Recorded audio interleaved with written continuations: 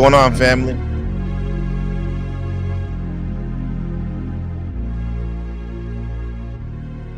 NPC the game live from Taiwan, District 13.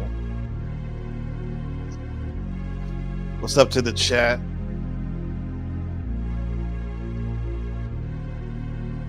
Let's go, Shadow Buddha. Let's go, brother. My brother, the twin flame. What's going on, Sister Leopard? Good to have you. Yeah, go ask Alice. She knows what's up. You know, all my Deadhead fans out there. What's going on? LFG, NPC the gang. What's up, the Vengeful Truther? We had a nice little reconnect chat a little while ago about what's really going on. Good to have him. Hope you're enjoying your dinner. Number one mod status for sure. Let's go. So welcome in, folks. Yeah, hit the likes if you can. Send in a super chat to help support the stream for sure. Himsa the Oracle Alexander in the building. We call her the Oracle because she sees things that a lot of people, I don't think they can see. And a lot of times they end up happening when she chooses to share it. Shout out to my sister, Lahim, Oracle, Alexander, Vengeful Truther in the building, working hard. Logical Spark, good to see you. Yeah. Go. Thank you, Leopard. Very kind of you. I'm doing great. I'm doing great. I hope you and your wonderful family is doing good. Your beautiful mom. We wish you all well. Yeah, and it's good to be here today. It's Friday over here in District 13, the real Shaolin, Taiwan. And it's just chill. It's interesting. My son, as you know, Benjamin, who one of the things about this channel is hopefully he chooses to look back and see who his father was building with, laughing with. And also, too, getting angry with you, but only to make up, come out of it even better. But Benjamin, my son, like he had a 7 now, and he has a sports camp going on right now, which is cool.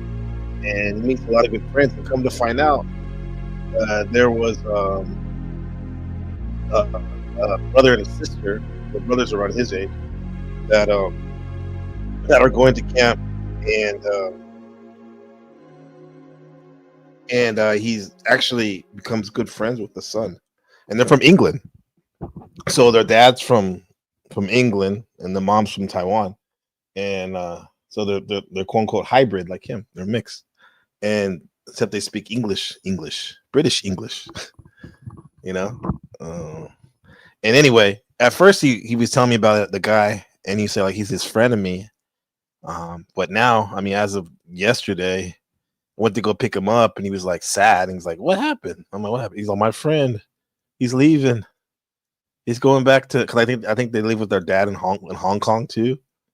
Maybe they live in Hong Kong, and the mom's visiting the family during the summer, and they put the kids in the camp anyway." So he's like, "My friend's leaving." I'm like, "Oh shit!" So I guess that's an upgrade. He became your friend now, so that's cool, you know.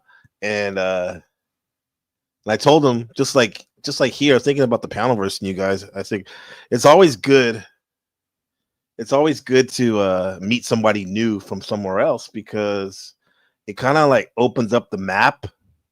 If this is like a video game, it opens up the map and you just unlocked another part of the map, right? So I told him like it's good, you know, and you always have a friend there. He'll have a friend here. And he was a little sad, and I was a little sad for him too. Because you know, as you know, guys, this happens a lot as you get older. You become friends with people, and the hard ones are the ones that, like, you know, you're on good terms, yet they have to leave, or you have to go away from them, separate. Kind of like how I had to leave my family and my old friends behind, only to make new ones in my own family. And so I took him to sports camp today, and long and behold, the kid and his sister are still his friend. His friend, I mean, that became his friend, is in the camp. So they got another week left. So he's here. So I'm happy for my son. So he gets to have fun with them a little bit longer. So what's going on? What's going on? Yeah. Wiccan. What's up, Wiccan? Good to see you, sister. Good to see you with your art and whatnot.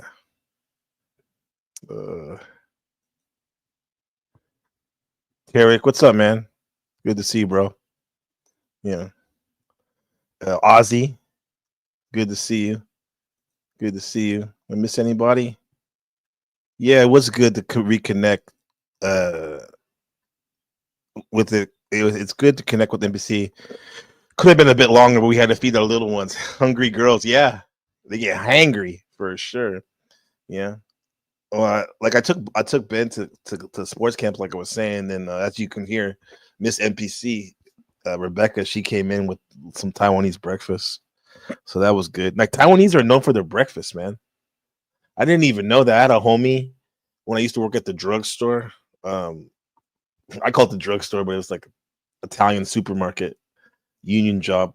A friend of mine I used to go to high school with, he used to come in there with his family, and he was Taiwanese American. And when I told him I was leaving for 9 years ago, I told him I was leaving for going to move to Taiwan. He's like, "Oh, have you ever had their breakfast?" I'm like, "Breakfast? No, I'm not a breakfast guy anyway." And like, no, he's Taiwanese love their breakfast. I'm like, okay, that's cool. And they love their breakfast, man. They love their so much so. This is what we're gonna do, Himza and everybody. Shout out to the great George Carlin. We were playing, we like comedy because comedy helps you laugh, and laughing is the best food for the soul. Yeah, so we're playing George Carlin earlier, so that was cool. So let me show you some Taiwanese breakfast. Let's go. A real one.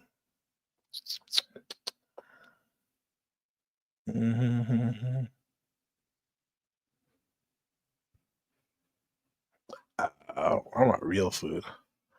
We'll do this one. Just fuck it.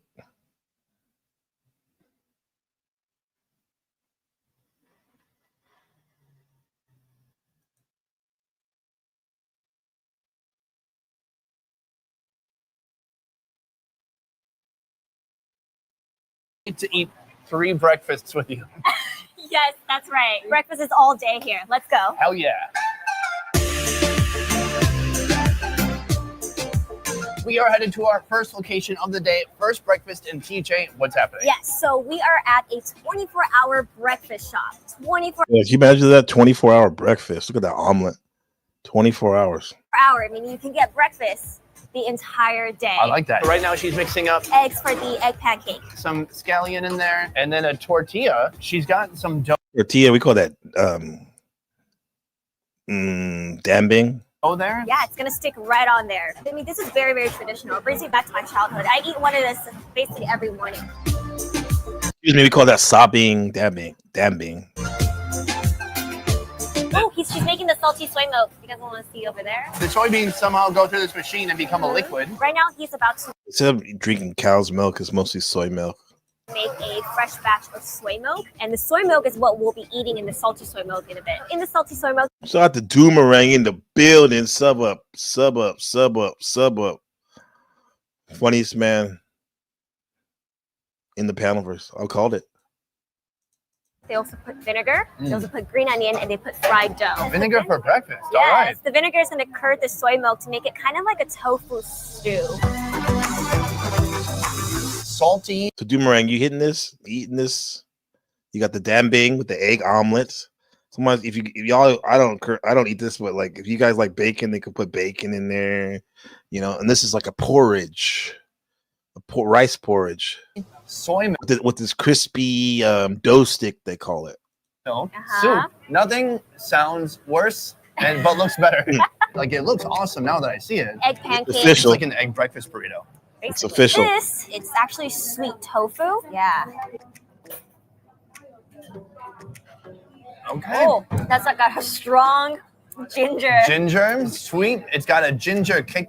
Exactly. When you're eating the vinegar, you think, I'm 100% eating vinegar right now. There was no confusion about it. So I like it overall. A lot of stuff we put vinegar in the sauces here in Taiwan. It is a little hard to get used to that vinegar, but I like it. I do Maybe like you it. just got a bite with a lot of Maybe vinegar. I might have. Yeah, maybe you were just like, vinegar. What was I like? Vinegar. Now, for y'all, this is crazy about Taiwan. These claw machines are everywhere. The only time I would see them would be like at a carnival or this place called Great America in Santa Clara, where I grew up. It's like Six Flags basically, right? And they have these machines where you put like all your money in, and you get like one chance to pick up these toys that probably cost like 2% of what you're putting in, if that. And it's like so difficult. They're everywhere in Taiwan, man. There's just like these open rooms that they have all these claw machines. Some of them have like dirty stuff in there, like mommy and daddy stuff, private stuff in there.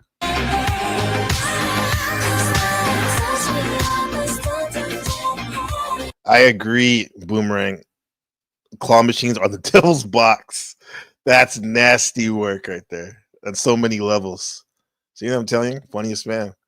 Highway robbery, exactly, Landry. Exactly.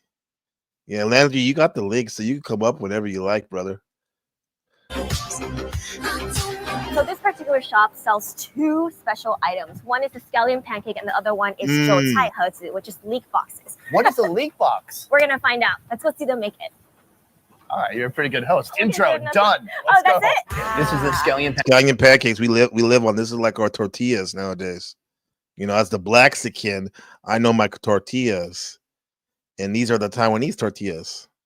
Pancake? Yes, scallion pancake. It looks kind of like a disc of pita bread, but it's stuffed with scallion, and what else is inside? It's just green onion in here. You want to see the layer of dough that right looks here. freaking beautiful. Oh yeah, take your time, brother. Family time. Yeah, but when you cut it, you kind of lose that flakiness, and it's just one giant piece. Yeah, right? can you hold this for a second? Yeah, of course. Yeah. Oh, you want Let the me more just- beautiful one? Yeah, Okay, cool. Cheers. It's so chewy, doughy. If you go outside and you go to a street vendor, you're gonna see it's deep fried in oil. When you press it, it's just grease coming out. Right. But this is the more traditional way of making it. They don't use oil to make their dishes. What are your thoughts on carbs? I love carbs. They're the best. Yeah, they're so good. So we're gonna go back and see how they make Yes. it. Right now we're right.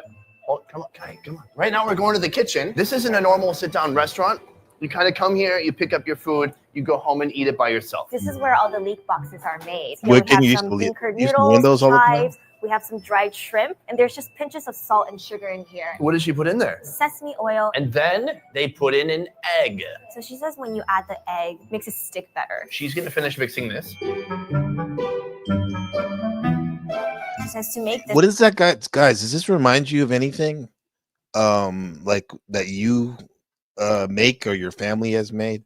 Because I've noticed, like, you know, I love the under the Joseph Campbell Act, comparative religion, studying religions and seeing where the commonalities lie, right? How about these foods? Some of these foods we eat too, these cultural foods we eat. Does this remind you of, like I was telling you, like for the scallion pancake? It reminds me of a tortilla, like Mexican fusion, you know, Taiwan right there, man. So is there any of these things come to mind which you are used to This kind of stuff, all you need or would like to eat? Let me know. is practice and skills. And she's been doing this for 40 to 50 years. She's got this down. She makes me feel like I could do it one day. Maybe, maybe not. So the leek box production has begun. So she's rolling out the dough, and the dough is made with Flour, water, and some salt, just a little bit. That's it. Okay, so each one is going to be. What's up, Cynthia? So each one is going to be I'm just completely mods in uniform. chat Yes. sliding through, hitting That's the a ton of- thumbs up. Appreciate you, Cynthia. Artiste, We're gonna put on some of the onion batter. Oh, I got it. as we put on the onion batter, as he's making that dumpling. I think that's what he's making. Let's revisit the what the stream is all about. Huh? It's about go ask Alice, right? Go ask her what's really going on. What is LSD? Trump Epstein birthday card. Miss NPC was was sharing that with me earlier. It's the Aries moon tonight. And who's your favorite painter? Aries moon. I'm thinking people want to get their Aries. People want to get their they want to be heard, right? You want to be heard tonight. You want to be emotion. You want to be action. You're moving around, right? Maybe you have some contempt more than usual for things you don't like. But don't worry if you get in an argument under the Aries act, because they'll soon forget it. All right. We love Aries. Never a dull moment. Miss NPCs is a triple Aries. Miss NPCs, who's the Aries in here? The moon is in Aries right now. So when I think of the moon in Aries, whatever the moon sign is, that means that's the vibe or the emotion or the current of the collective, all of us. You know, the energy you're feeling, right?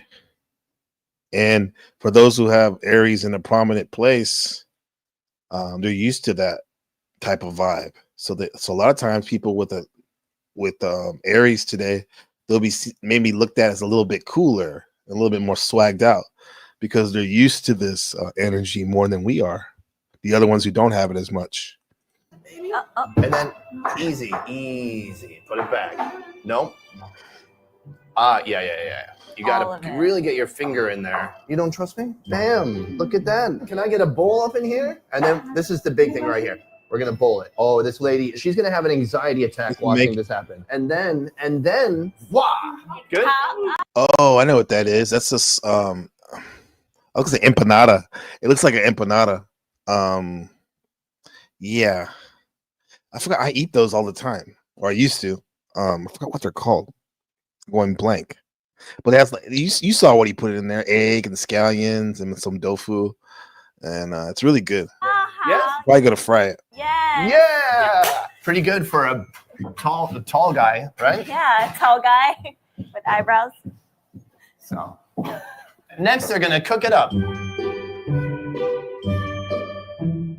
I was wondering why they called it a leaf box. And then looking at it, it kind of bubbles up into a box shape. Yes. The sweet lady here just folded one in half for us. So I thought you would eat the whole box. Yeah, so most people think they just bite into it, but it's best if you kind of roll it into a little burrito. It's pretty hot. Yeah, should we take a bite? Actually, that's not what I thought it was. Huge. Something else. Good. Oh, it's real hot. Oh. 好吃，好吃吗？真的好吃。 Get those carbohydrates so everyone can go work hard and make those semiconductors for all y'all in the world. God, we can talk about so many things in every language. It's a nice balance because the bread is very thin. There's a ton of filling in there, a ton of steam and heat and different textures coming through. I like it. Shout out to Scotty B. Pippin. Good to see you, brother. We are heading to 21-7, location 21. number 3, our final breakfast spot for today. This is called. That's traditional. These are dough sticks. And people who like to dunk their donut in milk or coffee, you would like these probably. They're not sweet, but they're crispy and they're good for dipping in your soy milk. And you can drink the soy milk warm or hot or cold. Right? There's also a nice rice drink called Mijan that's really good too. Kind of sweet. 永和豆浆大王. So right over here we have stacks of fried dough, youtiao. I mean, just look at it; it's beautiful. That's what we had at the first place In the today. salty soy milk, yes. But we can also put this between bread, like which is what we're gonna get. It's like a bread That's sandwich. what we had. That's what I just had. It's a sobbing, where In the salty soy milk, yes. But we can. that thing that they're putting in their wrap, it's like a crispy Pop-Tart without the that's baked to perfection without the filling. And you can put an egg in there with some hot sauce and some soy sauce type sauce, or you can put eat it plain, or sometimes like my wife likes it. She likes to put the dough stick in that and eat it. Also put this between bread, which is what we're gonna get. It's like a bread sandwich. A bread sandwich. A sandwich yes. with more bread. Nice flipping skills. Barehanded. Yep. After years of working. Dude, when you wait this like on the weekend for these places that make this, these mom and pop breakfast stores, the line is literally out the door onto the street, right? Literally in the morning. Because I live in the oldest city in Taiwan, and a lot of people come here for a vacation from the Taipei up north, because it's like it's the city. There's a lot of fun things and a lot of history stuff to do, and a lot of times the old folks living here and the kids come back to visit. their parents and grandparents, and they stop by and pick up these sabings. They're called. Aries lost all sensation on his fingertips. What's happening here? Now he's making the sticky rice roll, which we'll also try. I love sticky rice so much. Is sticky rice eaten a lot here in Taiwan? Yes, it is. In some ways, sticky rice is good. considered poor man's food because it makes you fuller longer. This kind of food keeps us out longer throughout the day. It keeps you out They have longer. Optimus arms, right? They're making toasted Right. bread, making xiaolong bao, sticky rice roll, cracking the egg. It's just Like a burrito wrapped up. You order here, how long does it usually take to get your food? fast. Oh, it's fast. But the flavors are incredible. You really love this place. They have a small inside. Right. The kitchen is on the outside. Yes. Over here, also on the sidewalk, they got another. they have a preparation station. It's like they can expand the kitchen out to here too, or the Yes. dining room. These places don't look like much, but they're raking in the dough. And then my dude Don't be fooled. Don't judge a book by its cover all the time. Sometimes you can. here is also making some tasty treats on this table.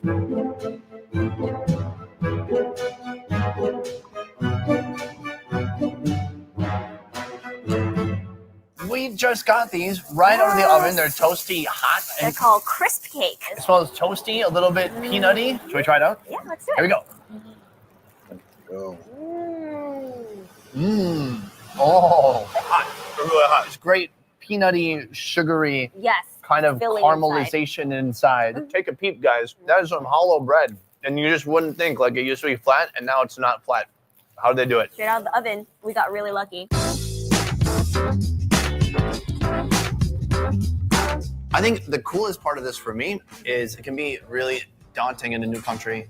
You walk in, you see that menu, and you're like, "Ooh, I definitely don't know any Chinese." And then you just walk out and go to 7-Eleven and eat another hot dog. So right over here we have the sticky rice roll. That's the only thing that has some protein Right? on it. Oh, thank you, Scotty. You're very generous. You got some. You're getting the munchies now, huh? I gave you the munchies, and you didn't even have to smoke anything. He said, "Now I got some munchies." Appreciate you, brother. Very, very generous. Thank you so much. Let me hit you with the dab. Where they got that? Thanks. Shout out to Noelle. Check out our channel. I'm gonna put it up right here. Yeah, she hitting the dab. Thank you so much, Scotty. Appreciate you, brother. It's got some egg. We got more food for This you. is literally a bread sandwich here. Yes, fried dough, and outside is a crispy sesame flatbread. And right over here, you guys, we have the turnip cake, also called the radish cake. I actually just had this yesterday. Something you guys are probably all familiar with, the xiaolong bao or the pork Xiaolong bao, dumpling. right? They put just a A huge huge bucket of sauce. drum of sauce right on the table. I love That's that. it. Yes. Should we go for it? We're going to Yeah, give it a little let's go. dip. Yes, go ahead. Dip, dip, dip. Let's go for it. Oh, one light. Mm. Oh, Uh-oh. how does it What feel? happened? Where were you? You're supposed to put the whole thing in your mouth, I think. She tried to bite it in half. It might be her first time doing this because I don't actually know if she's local or not. Oh, shut up. I didn't realize there was that much soup in there. Oh, they're soupy. But God, it's really, really soupy, which is a pleasant surprise. And then there's like a big ball of pork in there. It's too big. You can just first bite a little hole and just let the soup drip out. Pretty unnecessary. Just put it all in your mouth. I'm actually going to cut to the next one. Yeah, cut to the next one. You're gonna get fooled by the time they finish with all that. Shout out to Lady Luck in the building. I just saw you right here. There she is, Lady Luck in the building. How you doing, my friend? She's a high NPC the game in the chat. Let's go. Right here we go. And sub to Noelle. She be streaming. I was like, wow, I didn't realize she was streaming that much. So that's Sneaky and Noelle. Let's go. Next, radish. For radish cake, we're going to use the same Sauce. sauce. And it's kind of a sweet soy sauce. Is that right? Yes, there's a little bit of garlic in Look, here. radish Syrup. cake. Very popular. Ben loves those. My mom got me a radish cake for my 5th birthday. So, What? Your 5th birthday? yeah. Wow. It's one of my favorite cakes right after vanilla. Aw. It's very good. It's very simple. It has some mild radishy flavors. It's soft. And they just threw it on the flat top, let it roast up a little Absolutely, bit. right. Very Good to nice. see Moving Scotty. around the table. Do you eat that like a hot dog? Yeah, yeah. You just kind of just bite it. No, but really? All right, let's go for it. Oh my. That's the thing when you eat these stuff, it's very crumbly. There's a good chance you're gonna get it all over your clothes. I would say hatsu. Hatsu in Taiwanese, that means is it good? Is it yummy? Is it delicious? You say hatsu, hatsu. It's so greasy. Let me hear you Can say you hot see inside split. there? It is just layers of crunch. Much better than I thought. I had my doubts when I saw the bread sandwich, but wow. So this place is actually known for their youtiao. It's not as greasy as a lot of other places. The grease is coming out like a sponge. We have saved the best for last. Yes. The protein-packed punch of the sticky rice. This is very popular. You'll find a lot of stalls selling this, especially near schools and universities. Whoa, I can get behind that. Eggy, chewy, salty. It's got that Like a burrito, kind of crunchy burrito. Very good. porky flavor inside. The pork floss really. You don't have to get pork too. You can get whatever you want. Usually they have the aunties selling that on the street vendor in their stall, and you can put peanuts in there. You can put pickled vegetables in there that are a little sweet. It's very good. Adds to the flavor. Oh, it's good. The crunch is good. Dinner. It really is an all-day thing. We don't really see it as breakfast, even though we love it in the morning. It's just nonstop. Always moving, always cooking, and feeding all these happy, content people. Oh, she just fed him a bite. They look very happy. Oh, you don't need to do you want it? But, do you want it?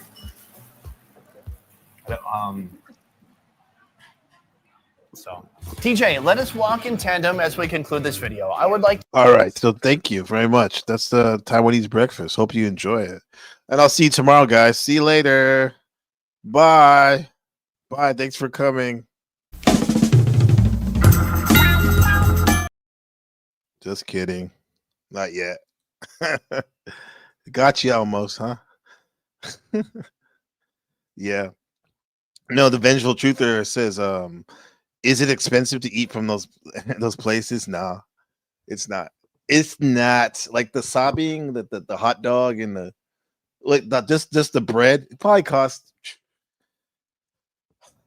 10 NT, which is like 3 cents or something like that. All right. It's very cheap. It's very cheap, my friend. It's a lot of gang in the house, in the building. Yeah, the food looks good. It's good, and that's just like the breakfast stuff. No, it's good, man. It's all street food. I don't need to worry about cleanliness. We have the health department out here and whatnot. I never got sick from any of the food out here. It's good, man. I recommend it. Now on to we didn't even get into our first segment. That was like a bonus. You got a bonus segment. So that's Albert Hoffman. Albert Hoffman. He discovered LSD. What is LSD? Lysergic acid, right? Yeah. It's a psychedelic. What's a psychedelic? Something that could change your mind. Because why would anybody want to take this stuff? Because like I was talking to number 1 and number 2, Men Gone. I think people want to take psychedelics because it prepares you for transitions in your life, right? What's the biggest transition? When you quote unquote die, right? What's another one? Transition. It resets your mindset too. I'm not advocating them, but some people can swear by them, right? So let's find out about LSD. What do you know about LSD? I took it only one time. A lot of my stories go back to this one place, Coachella Music Festival, and a new friend gave it to me. I took a little piece of the paper, put it in my tongue, and nothing happened right away, but then after a while, things seemed a little brighter, seems a little sharper. I noticed things, like for example, Eminem was on stage with Dr. Dre and 50 Cent, and everyone seemed to be having a great time, especially 50 Cent. But Eminem I was just focusing on his melancholiness. I remember, and normally I don't do that, especially when someone's like, I'm hundreds of feet away, and I can literally zoom in on his face. So there's some interesting stuff going on with that LSD. Yeah, the link is pinned, so everyone's more than welcome to come up. Be sure to donate. We already got one donation. Shout out to Scotty be pimping. Where them donations at? Come on, brothers and sisters. Come on. I still ain't get a donation yet. Come on now. $ FDMG School. $ FDMG School. $ FDMG School on the Cash App. Where them donations at, family? Where they at? Ain't nobody come through yet. Where they at? Where they at? $ FDMG School. Where y'all at?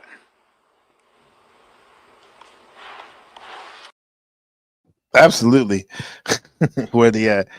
Appreciate that. Yeah. Super stickers, buy me a coffee. You know, you can schedule a one-on-one with me, read your chart. Or we could just chop it up about life. It's all good. Yeah, tripping on Eminem, Vengeful Truther, which is weird because I'm not the biggest Eminem fan. I respect him. Definitely, he's a legend. But yeah, I just remember he didn't look right. He did not look right. Shout out to fucking Vengeful Truther. Appreciate that. Appreciate that. $5. Thank you so much, sir. Appreciate that, man. Now I can go buy my house. Very generous for the grift. Biggest house in the state of Louisiana. I have the biggest house of any preacher in America. I don't mean that arrogantly or pridefully. I have a name to my house, La Maison de Rêve, the house of dreams. Oh, I paid cash for the home. Well, you want to know how big it is? It's 40,000 square foot. I'm on my way for that fund, right? Vengeful Truth, appreciate for the grift, right? We say grift, but you know it's all good fun. It's just donation. Yeah, so and that will go to we made the microphone fun the other day on that craziness at the end of the stream. Maybe we'll get into that later. So this is 300. That the goal is for $300 for an exit trip. If I ever have to get out of here, the city, because of unforeseen things like a Chinese military missile attack that could actually ever happen. Could happen at a moment's notice. I was getting those drill notifications a couple of days ago when I was live on stream, and the boys were like, "Oh shit, is everything all right?" It scared me for a minute. But with that said, it's always good to have an exit strategy, right? Even though I love Taiwan. Shout out to Austin Murphy for his service. Thank you so much, sir. He says the first time I tried LSD was in the army. My friend was tripping on it, and when he went to the range to qualify, and he shot an almost perfect score on LSD. Yes, yes, I love it. I love it. He said an almost perfect score, right? Bam! Just like that. That's all there is to it, Dustin. That's all there is to it. A winner! Just like that. We'll be right back on our Price is Right. Don't go away. He was zoned out. Murphy gets a lot of those. We're just gonna start calling you. I don't know what your rank is, and hopefully you're not above this rank. We're just gonna call you Lieutenant Murphy, okay? Until otherwise, Lieutenant Murphy gets all the attaboys.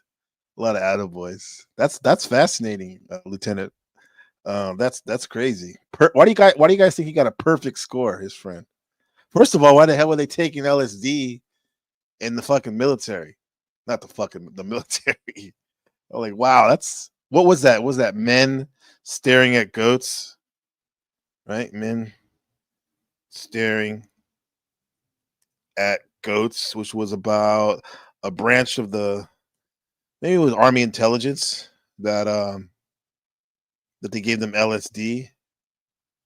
Yeah. They gave these guys LSD.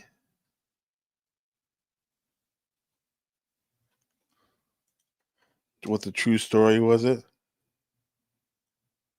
Let's see that real quick. You gotta tell us real quick.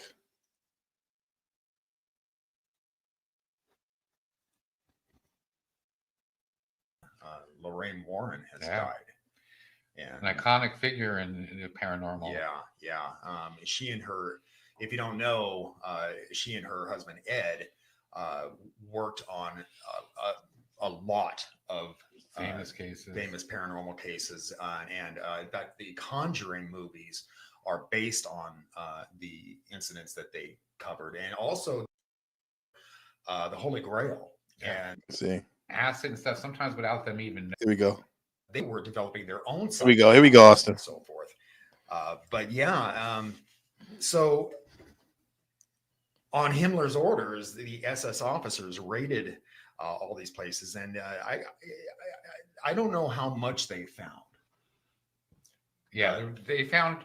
I know they found some maps and about dowsing, and they found a baby skull in the corner with ashes, and found some odd things like that. But I don't think they found anything substantial. Yeah. But we don't know. Never.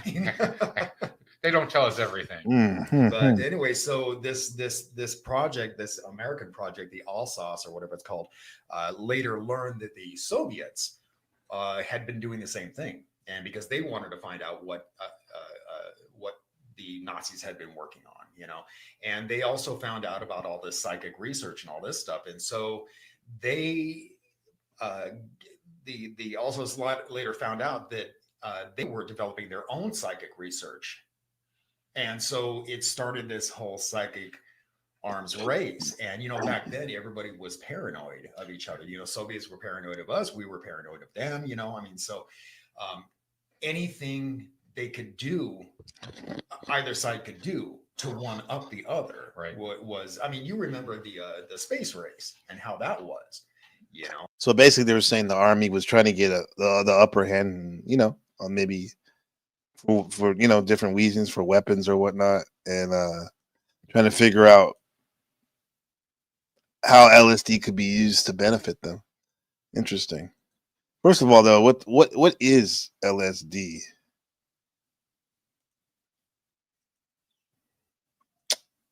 What does it do to the brain?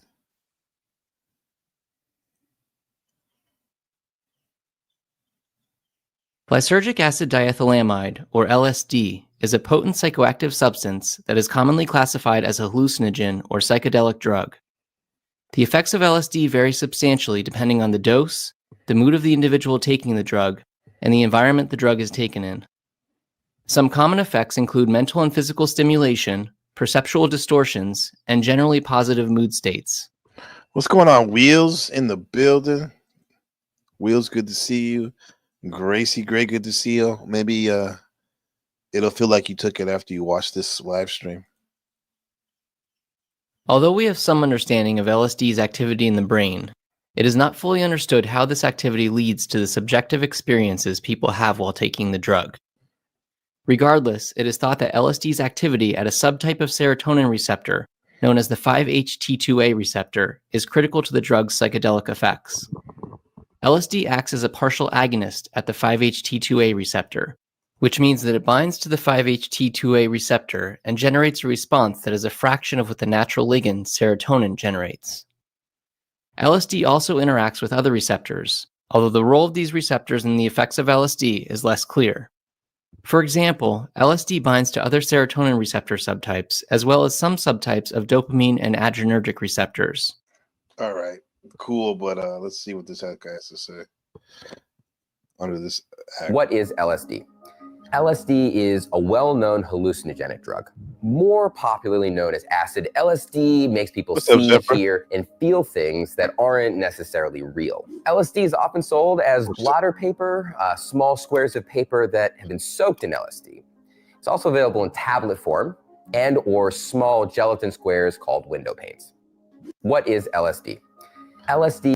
I think our good friend, rest in peace. A lot of us used to love to watch him riff and travel and eat good food.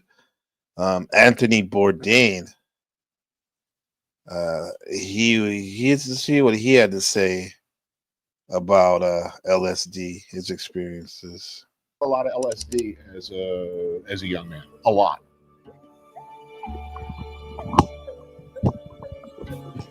It was a new thing. It was a scary thing at the time.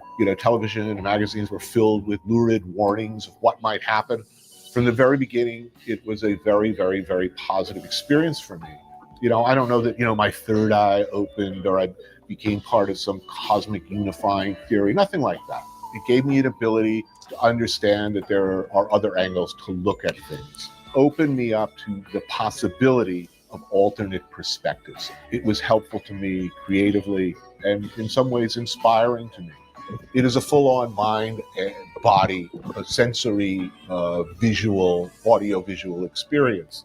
I didn't come out of it thinking, wow, I've really changed my philosophy. I just think it made me more open-minded, a willingness and even an eagerness to step into other people's shoes. That is important right there. A willingness and even an eagerness, not just eagerness when you really want to get out there. Aries, eager, put your head forward to step into other people's shoes in their perspective and why they do what they do. Because when you do that, you can't really crash out on people really, because it's like, I understand where they're coming from, even though it's cringing on my personal peace. Right? That's fascinating. To look at the world from perspectives other than the ones that I was raised with. That said, I've really never felt the urge to do it again. I feel that it's kind of, I didn't get addicted to it. I feel I kind of learned what I had to learn, and beyond that, it becomes more of a masturbatory experience rather than an enlightening one. Maybe weed's like that too, because when I used to smoke it a lot, allegedly, I used to smoke it a lot. It used to be like something that was more of an event. Some would say more sacred, but if you do it all the time, it just becomes like you take it for granted, and it loses its mystique and epicness. I think that it's a drug with a lot of positive things to be explored and a lot to be said for it. I would recommend that if you are mentally healthy, it is generally agreed upon that you are of sound mind and body. Mentally healthy, you can get at peace on zero very easily. You're stable.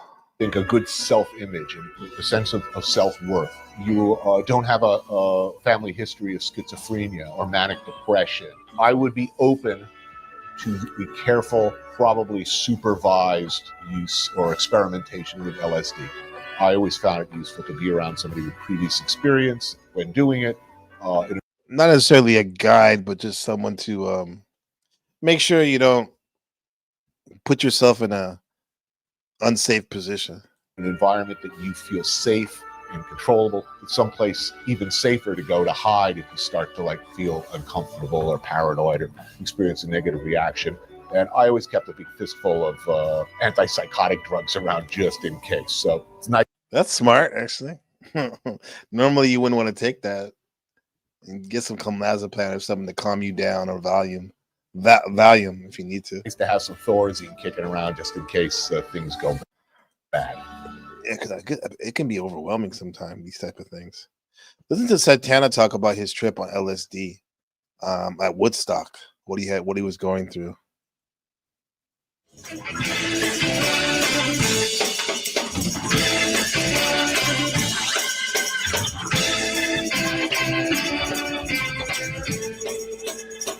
Carlos, I know you've told the story a million times, but I have to ask. It's been reported that every time you look at your performance at Woodstock and the Woodstock documentary, you either flinch or avert your eyes. Why? What is it about that performance that makes you do that? Well, when we landed, we were in this helicopter, and I never seen so many. It was like an ocean of hair and teeth and arms. And when we landed, the first person that I saw was Jerry Garcia. And he says, "What time are you going to go on?" I said, "Apparently 2 bands after you." And he goes, "Well, then you make yourself comfortable. This is like 12:30, 1 in the afternoon. So we're not going to go on until like 1 in the morning." And I go, "Oh, I guess we're going to go around 3 o'clock in the morning." "Yeah, in the meantime, you want some of this?" And I was like, "Sure." Do the math between now, yeah, I'll be fine by then. What was it? It was. He said, "Sure." What do you think it was, guys? What do you think they gave him? Mm-hmm. Acid. It was LSD. And so I went, And as soon as I took it, it was like everything became another dimension, you know. And then I see this face coming and saying, if you don't play now, you're not going to play at all. You need to go on right now. And I'm like, oh my God. Okay, you know, I thought I had 6-7 hours to recuperate from, because, you know, it's like kind of like a roller coaster. You know, you go through this. And so I said, okay, take a deep breath. And I discovered a mantra back then without even knowing. God, please help me. Help me to stay in tune and in time. And I promise I'll never do this again. Sure. So I went up there and and so when I started playing, of course, the guitar neck, the neck in the guitar started wavering, you know, like a snake. And I was like, oh, so I just started making faces because I was trying to keep it tame, you know. I was trying to keep it from slithering all over the place. Making faces, huh? I remember it was one of my favorite performances when they were singing, playing Soul Sacrifice, and he was like fighting this guitar. He was very young. I think he was 19, and he's from where I went to college, San Francisco. When I first saw the movie, Jimi Hendrix lady took me to see it. He had left that morning for Maui. So she says, hey, man, what are you doing? Oh, you know, just got a day off. Well, go unpack your stuff and come. I want to take you to this movie. What movie? I said, Woodstock. Woodstock? They made a movie? Yeah. He says, wait till you see it. He says, we saw it last night with Jimmy, and when you guys came on, you guys freaked them out. I go, really? He goes, he loved your energy, man. He loved your performance. And he's like, so, you know, it's such a beautiful badge of honor that someone so imperial like Jimi Hendrix would dig our performance. I feel really grateful because it takes a lot of courage to go in front of 150,000 people at the peak of this mind expensive, kind of like a shaman, you know, going through from anyway. Like a shaman going through different levels of reality, different levels of, from a personal perspective in your body, trauma, certain or fields of your consciousness, your awareness, because your body has awareness too. So all that is going through while he's trying to perform this song in front of thousands, hundreds of thousands of people at Woodstock. Mind you, he's only 19 years old. What's up, fam? Good to see you, SNL. Yeah. Fascinating stuff. Fortunately, it was successful. It was more than successful. I mean, it was masterful. I know you're a modest guy, but you stole the show. I give the credit to God, man, because that's what I kept praying for. Always, just like with diligence, please, please, please. I trusted that my fingers knew where to go and what to do. What I was holding up to make the connection was with my spirit and God, so that God would say, okay, take a deep breath, and I'm going to guide you, navigate through all this mind hallucination stuff, because it's, you know, it's and then I began to really mind hallucination stuff, right? Hallucination means it's not real, but it's real enough in your mind. And he was a Buddhist. I don't know what sect or whatever it was. I'm pretty sure he was, or into Eastern mysticism and religion. And it makes me think about the different hallucinations your mind can go through. The what we call the Tibetan Book of the Dead, where this book was used to help guide your consciousness or your awareness through the different levels of awareness or realities you experience when your quote unquote soul or just your awareness is traveling to the next episode, as Dr. Dre would say. And the Tibetan Book of the Dead describes these different realities and hallucinations you experience. For example, one of the stages is demons and angels, or demons and angels will appear to you. And what do? Well, depending on how you react is depending on how long these entities will appear to you. I guess if you ignore it, you move on to the next stage, the next level, the next reality, the next episode. But it made me think about how in this life, when we're alive, as we all are now, we meet different people in our life, and some of them are friendly and some of them are foe. And some of them are in between, or frenemies, like I talked about earlier with my son and his friend. But in the end,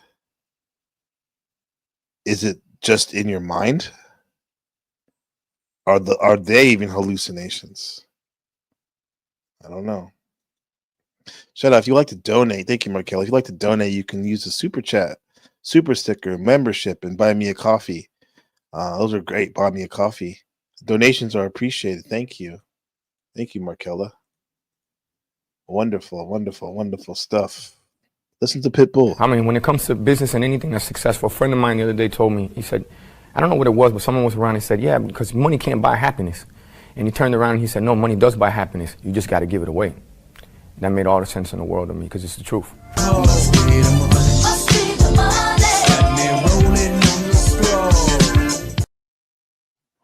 Oh, yeah, it must be the money. Must be the money, huh?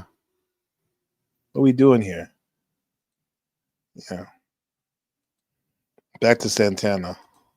Like it. I used to do it here in New York a lot. But I thought you promised God you wouldn't do it again. You didn't keep your promise? Well, I didn't do that specific acid. You know, I took some like mescaline and peyote and all that kind of stuff. Actually, nowadays, I don't think people are maybe under supervision. I'm not endorsing it, but I would say that even Cary Grant under supervision needed to, because when you take it, it's also like a snake shedding all beliefs. You know, it's under supervision. It's actually very therapeutically healing for you.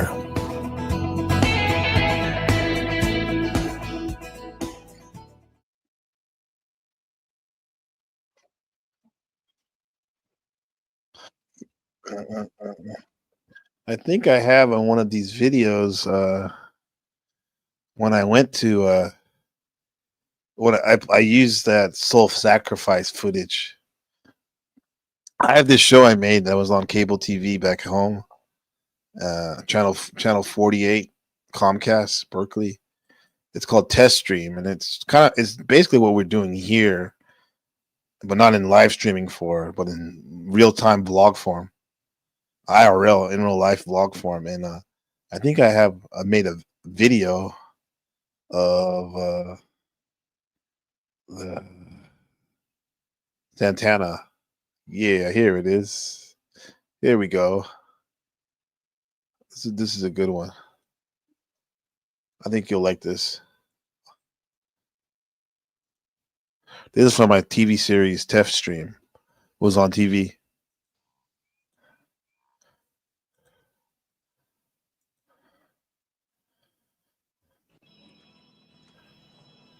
We got one more tune for you. It's called Soul Sacrifice. I spliced it with my time in Santa Cruz with my artist collective I used to roll with. This is their performance mixed with my performance in Santa Cruz.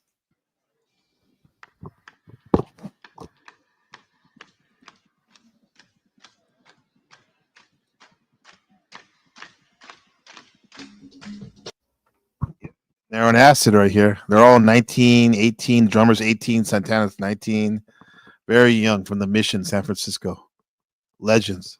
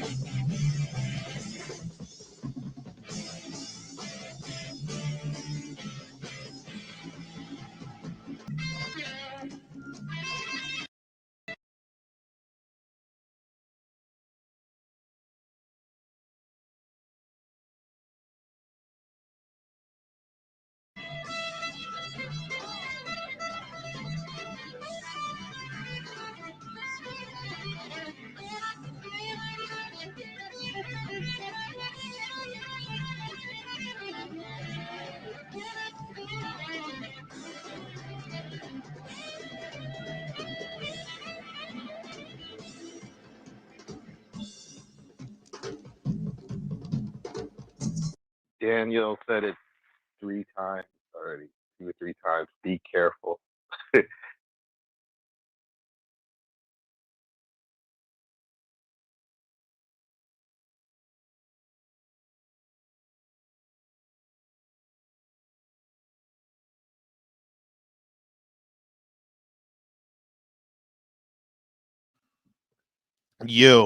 Yeah, so let's see what Albert Hoffman was the discoverer of LSD. He's going to talk about what was going on when he discovered it.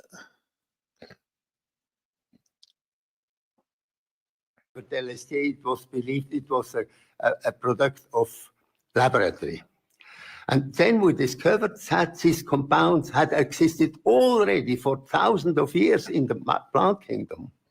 Being a cautious man, I started with a very, very little amount, only with a quarter of a milligram. When I was laying in the bed, I realized how wonderful our Earth is. I felt newborn. Under LSD, you see things which are transformed. It's a different view, a different experience of our existence. My thing is, though, you can't control it, though. It's kind of, I mean, it's interesting and whatnot, but I don't know if you want to be in that. I want to be in that state all the time. Yeah. Shout out, the more than welcome to come up and build on this about yeah. Good night, neutral ground. Hope you're due to my sleep schedule. Listen to yeah. Get some rest, okay? Much love. Get some rest. You can be on the time traveler. You. Yeah. He just says, I laugh. Oh, I was on one person to walk people freaking out. I've never done it. Yeah. What she said, you used to jokingly tell my friends I was going to join the CIA and give them spinal taps. People actually followed up later to see if I followed my dream joining the CIA and giving spinal taps. Jesus. Yeah. Mm-hmm. That is wild stuff.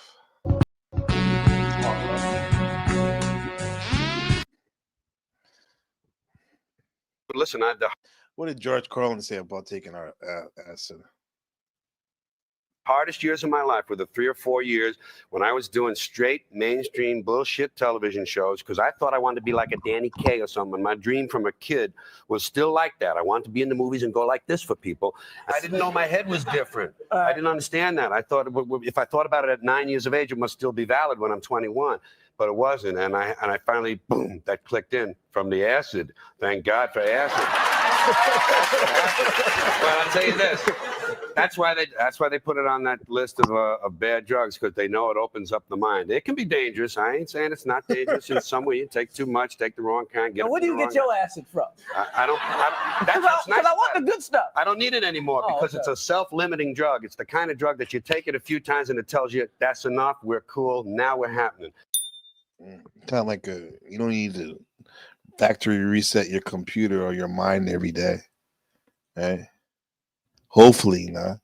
Remember the first time I got excited about LSD was when this dude Brent I know, who, I mean, he used to work with my cousins, and he used to sell flowers, as we could say, huh?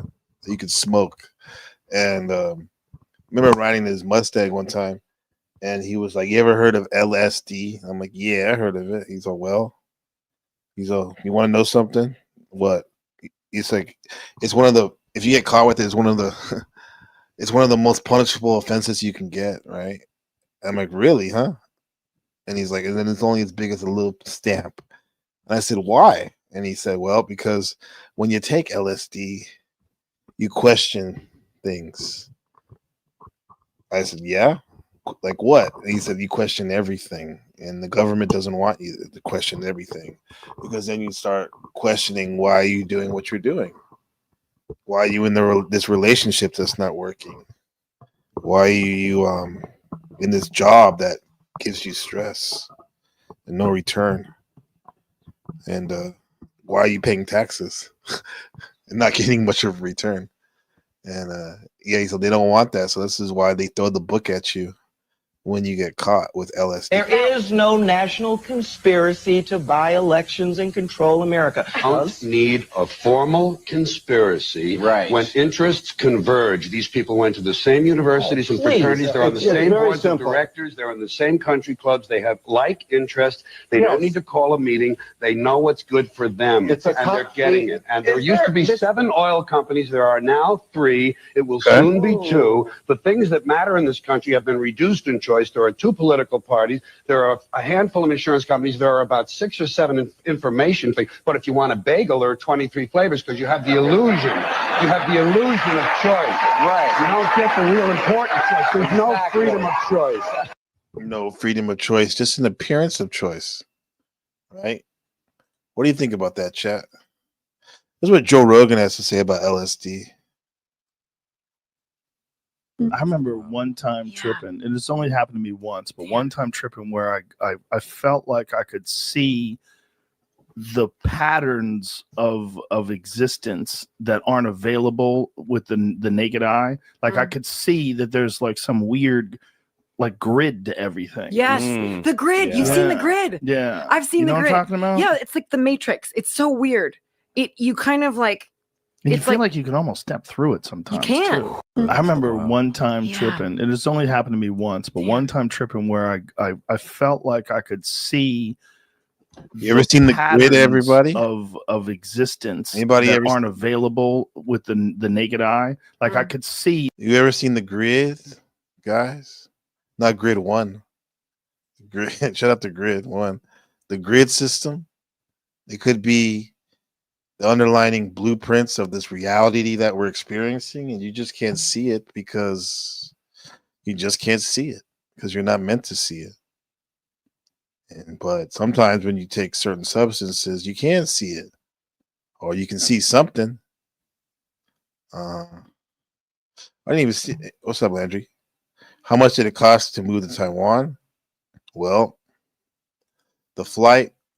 I know I had to save up for the flight from my wife and myself and my 2 dogs. Yeah, what was that? I don't know. Like for me and my wife, like $900 each, a 13-hour straight flight from SFO to Taipei. From SFO to Taiwan. You want to know how much it costs today?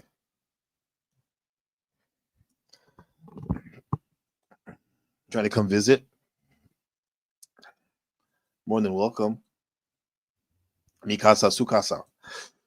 Round trip flight from SFO to TPE Taipei can range anywhere from $695 to $1,800 or more. Right? So let's just say $1,000 each person. And then you got to factor in where you're going to live. We already had a house here. Yeah. That was ours. So we don't have to pay rent. The house is already paid for. And yeah, but if you don't, like I was saying the other day, I think it's about rent can range you from like a 1 bedroom, 2 bedroom, no more than like $500 a month. If that. It's a low cost of living. It's just that high ticket items is comparable with the US, like cars and houses, which sucks for the young people that live here that want to start their own family, like just like you, in the sense that you've seen it. It's hard to get a house and stuff right now. I mean, because the gap is so large to start something like that. It's crazy. Yeah. So the grid, like I was saying, the grid system, the underlining pinnings of reality. What is this? There we go. For my test stream episode. It's true, and real doesn't mean true. DMT, but I hope you don't mind tripping. DMT, I hope you don't mind tripping. I want right there. My YouTuber friend Chris. It was me. DMT, I hope you don't mind tripping. DMT, I hope you It was weird. There was like a helicopter after us or something. It seemed like It was very quick. It didn't last like an hour. It lasted like 6. this is me. And when I went on this show called MGTOW Cowboy live stream, MGTOW, men going their own ways, cowboy. It's actually the stream where I met Max Extreme, like I don't know, 4 or 5 years ago. Yeah, maybe 5 years ago. Yeah, and they were asking about this guy was acting like he took, well, maybe he did. He took DMT. He was giving his experience, and he asked someone, "Has anyone ever taken DMT? What was it like?" It's a lot like those grid patterns you see on the wall back there. 60 seconds. Much people had experience with it, but that's okay. That's okay. There was this. What was this? Trump. No, David X birthday card, Epstein birthday card. I wanted to talk about this news story. What is this about? What's really going on right here? Let's see.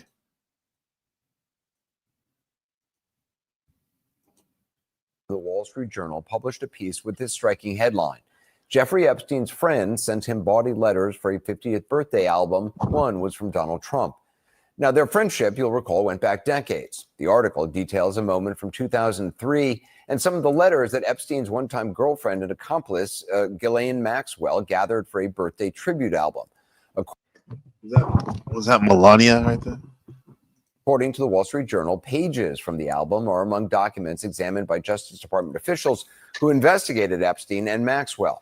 The paper, citing people who have reviewed the pages. Here's the passage about then citizen Trump's letter. Quote, this is from the Wall Street Journal. The letter bearing Trump's name, which was reviewed by the Journal, is bawdy, like others in the album. It contains several lines of typewritten text framed by the outline of a naked woman, which appears to be hand-drawn with a heavy marker. A pair of small arcs denotes the woman's breasts, and the future president's signature is a squiggly Donald below her waist, mimicking pubic hair. The letter concludes, happy birthday, and may every day be another wonderful secret. Now, the president's denial. Quoting again from the Wall Street Journal, in an interview with the Journal on Tuesday evening, Trump denied writing the letter or drawing the picture. This is not me. This is a fake thing. It's a fake Wall Street Journal story, he said. I never wrote a picture in my life. I don't draw. He said he doesn't draw. Okay. Pictures of women, he said. It's not my language. It's not my words.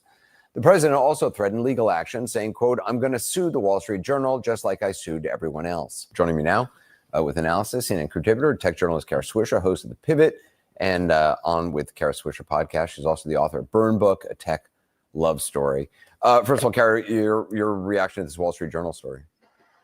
Well, I think it's just the beginning, actually. It's the first story. I think there's probably more to come. I think as he doesn't release this stuff, people will start giving it to reporters, things will start getting out, and none of it looks good for Trump, including this story. Even if he denies it, saying we have things in common, Jeffrey, it creates a feeling, and especially online, that it gets amplified and really weaponized in a lot of ways. So it's not going to end here until he releases these files in some substantive way, which he seems resistant to do, and could be possibly for these reasons. It looks bad for him. Okay. Looks bad for him, huh? You think it looks bad for him, or it's no big deal? One of the dudes we used to hang with, Lux Maximus, he would say, I mean, there's no need to talk about politics, especially if, in his mind, he thinks the world is controlled by bankers and whatnot. And these presidents are just puppets. Do you think he's going to follow through on his threat to sue the paper? Sure. He does that all the time. I think they've got this nailed down. I'm sure Rupert Murdoch didn't. I mean, obviously, Emma Tucker's an amazing editor at the Wall Street Journal, but this had to have had approval by Rupert Murdoch or Lachlan Murdoch. And so I think they probably feel that they are very much locked down on this information. And again, everybody's going to be doing much more reporting. And that's the problem here, the drip, drip, drip. And the problem for Trump is he was friends with Epstein during his most heinous period, right, of behavior before he was arrested the first time. And they were very close, and that's obvious. There's pictures everywhere. And as more stuff comes out, especially that Trump doesn't have control of, the online reaction is going to be massive, especially among his supporters. And that's the real problem here. These people have been bred on conspiracy theories. He's been feeding a lot of them and getting them used to it. And so it's like, it's like feeding children tons of toxic sugar. Don't be surprised that they behave like this. And they're going to continue to do so because it's one of the bearing walls of the way Trump attracts his fans to him. It's feeding them feeding your kids toxic sugar and then calling them stupid and weaklings for liking toxic sugar. Which you made them. Yeah, exactly.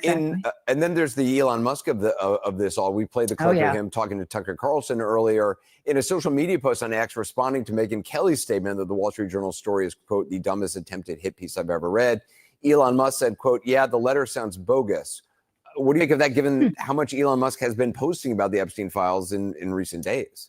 I don't know. I'm sure he doesn't know anything. I mean, these people just say things off the top of their heads. That's my experience. I think it's a beginning story, and I think they're trying to create a narrative here, and probably they have other stuff reporting they're doing. This would be my guess.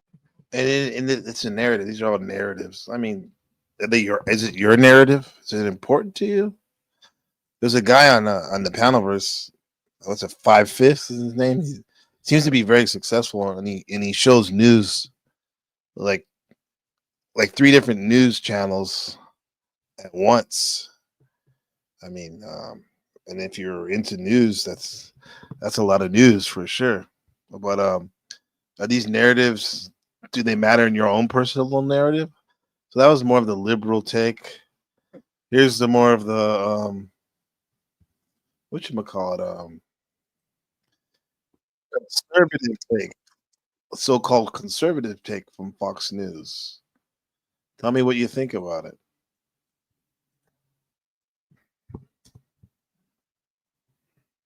And welcome back here to Live Now from Fox. I'm Andrew Kraft here. So as you know, throughout the last, several weeks, we have been highlighting, detailing some of the brewing fights going on within President Trump's coalition about the Jeffrey Epstein saga. And some of President Trump's statements, both on Truth Social and in person, in public, about his reluctance, his dismissal that this is merely a distraction, that there's no there. But many in his orbit are saying that he should just release the remainder of the Jeffrey Epstein files, whatever that may be, to alleviate and allay some of these concerns from his supporters that he is now creating the appearance of hiding something here. Well, that was then. And remember last week at the DOJ and the FBI, that other fight breaking out there between Pam Bondi and Dan Bongino over how this all played out. You remember, we heard, you want to put it that way, between Donald personally were warned directly by President Donald J. Trump that the supposed letter they printed by President Trump to Epstein was a fake. In defamatory lies. So it's fake. That's what they're promoting. The part of the story where it says Donald Trump's fake. Reports. I mean, that Donald Trump is saying that the letter is fake. Confirmed by Trump that personally, I'm trying to figure out how this Ghislaine Maxwell Epstein story affects me, and I can't think of anything off the bat. What's really going on? What's up, Pixel? What's up? Hey, why don't you hop up and we can talk about some stuff. I was going to get into, we already went into Taiwanese breakfast. What is LSD? Trump birthday card, just closing out that. And then Aries, moon, and then who's your favorite painter? So you're always welcome to come up. Well, matter of fact, it'd be fun if you come up. So anyway, let's finish this thing off. They did. They tried to spike the story. They tried to kill the story, but Trump lamenting that the Wall Street Journal went with the story anyway. So that effort was confirmed by the president himself, still calling the Epstein saga an Epstein hoax, and now calling this latest iteration or outlet of the story also fake. So this is one of a piece of the entire saga that we have been talking about for the last several weeks here. We'll see if this allays or alleviates any concerns Trump supporters have with the president. Remember, he told his supporters yesterday in a post on Truth Social that those who buy the Epstein hoax, his words, are no longer welcome in the Trump camp. He referred to them as his past supporters. He referred to them as weaklings. So, like yesterday in a post on Truth Social, that those who buy the Epstein hoax, his words, are no longer welcome in the Trump camp. He referred to them as his past supporters. He referred to them as weaklings. So this is a story that's been going on for like 3 or 4 or 5, 6. Well, it's been popular the last 2 or 3 years. But people have known about it even when Epstein was alive, like him being a human trafficker and then some type of go-between between elites and their toxic, disgusting desires to SA adults and women and children. Yeah, so now President Trump is saying, if you believe that story, it's you're not down with him. He's not down with you. Wow. Okay. I don't know, man. It's wild. Let me see what some of these people that we enjoy going to, what they have to say about Trump. This was about a month ago. Bro Sanchez. Shout out to Bro Sanchez. Out of freedom when it comes to America. New World Order agenda is going to turn the Constitution upside down. And everyone in Los Angeles wear masks all the time until the feds leave. Oh, I'm sorry, I didn't finish that. These are not protesters. They are troublemakers and insurrectionists. Remember, no masks. So Jim Stewartson here responds, everyone in Los Angeles wear masks all the time until the feds leave. They want to put your face in a Palantir database so they can surveil you. Do not cooperate. It is your right to wear what you want. This is Palantir was what we talked about with Men Gone, number 1 and 2, what they were sharing about the pre-crime and whatnot, surveillance state, techno state. It's crazy. If you don't know what Palantir is, I'll be going into that in a minute, so don't worry. I just want to show you how the anti-ICE riots it's all good. is going to ultimately lead to our police state, our China-like state. Shout out. Oh yeah, for definitely. He was in the middle of it. Now that's why he's exposing it. Good knowledge, Markello. To Dolph Obama, thank you for the super chat. So we got a lot to break down today. I'm gonna do a video by reviewing series of videos. But first thing first, the anti-ICE riots. When I was watching the videos about them, I felt some fishy about it. Y'all don't think that they can stage these kind of big events, all right? But they can. We don't think that these massive events can be staged. It can be drilled. They could be, but not really interested in that. China. So to compete with China, we gotta become like China. How we gonna do that? The reason we wasn't trying to compete with China is because we rather have a natural environment. And see, competing with China means let our government treat American citizens how the Chinese government treat its citizens. Let us police you with AI. Let us take away the power from the people, from the state. According to Alex Jones, the China CCP is being used as the beta test for the New World Order. What they do there in terms of surveillance, for example, it will be laid out. People think that it will be laid out for all of us in the West as well. And the reason China's could be used is because there's so many people there. And when you have a lot of people, there's a lot of room for these experiments you can do, especially if you're trying to train an AI-like system to monitor people, and you need a sample of the different types of people. And what better way to scan billions of people's faces every day with the hundreds of thousands of cameras they have in China from the local government, and have one central world government authority, which is AI. And we've been telling y'all that. Let's get into it. Get in the picture. I'll throw in a little side element that's not in this slideshow. We did a story about how the University of Zurich did an experiment that they caught hell for because they didn't tell anyone they were doing it. They sent AI bots into Reddit to persuade people of things, and they found that they were more persuasive than humans. Now, if the University of Zurich just did that experiment, what do you think the odds are?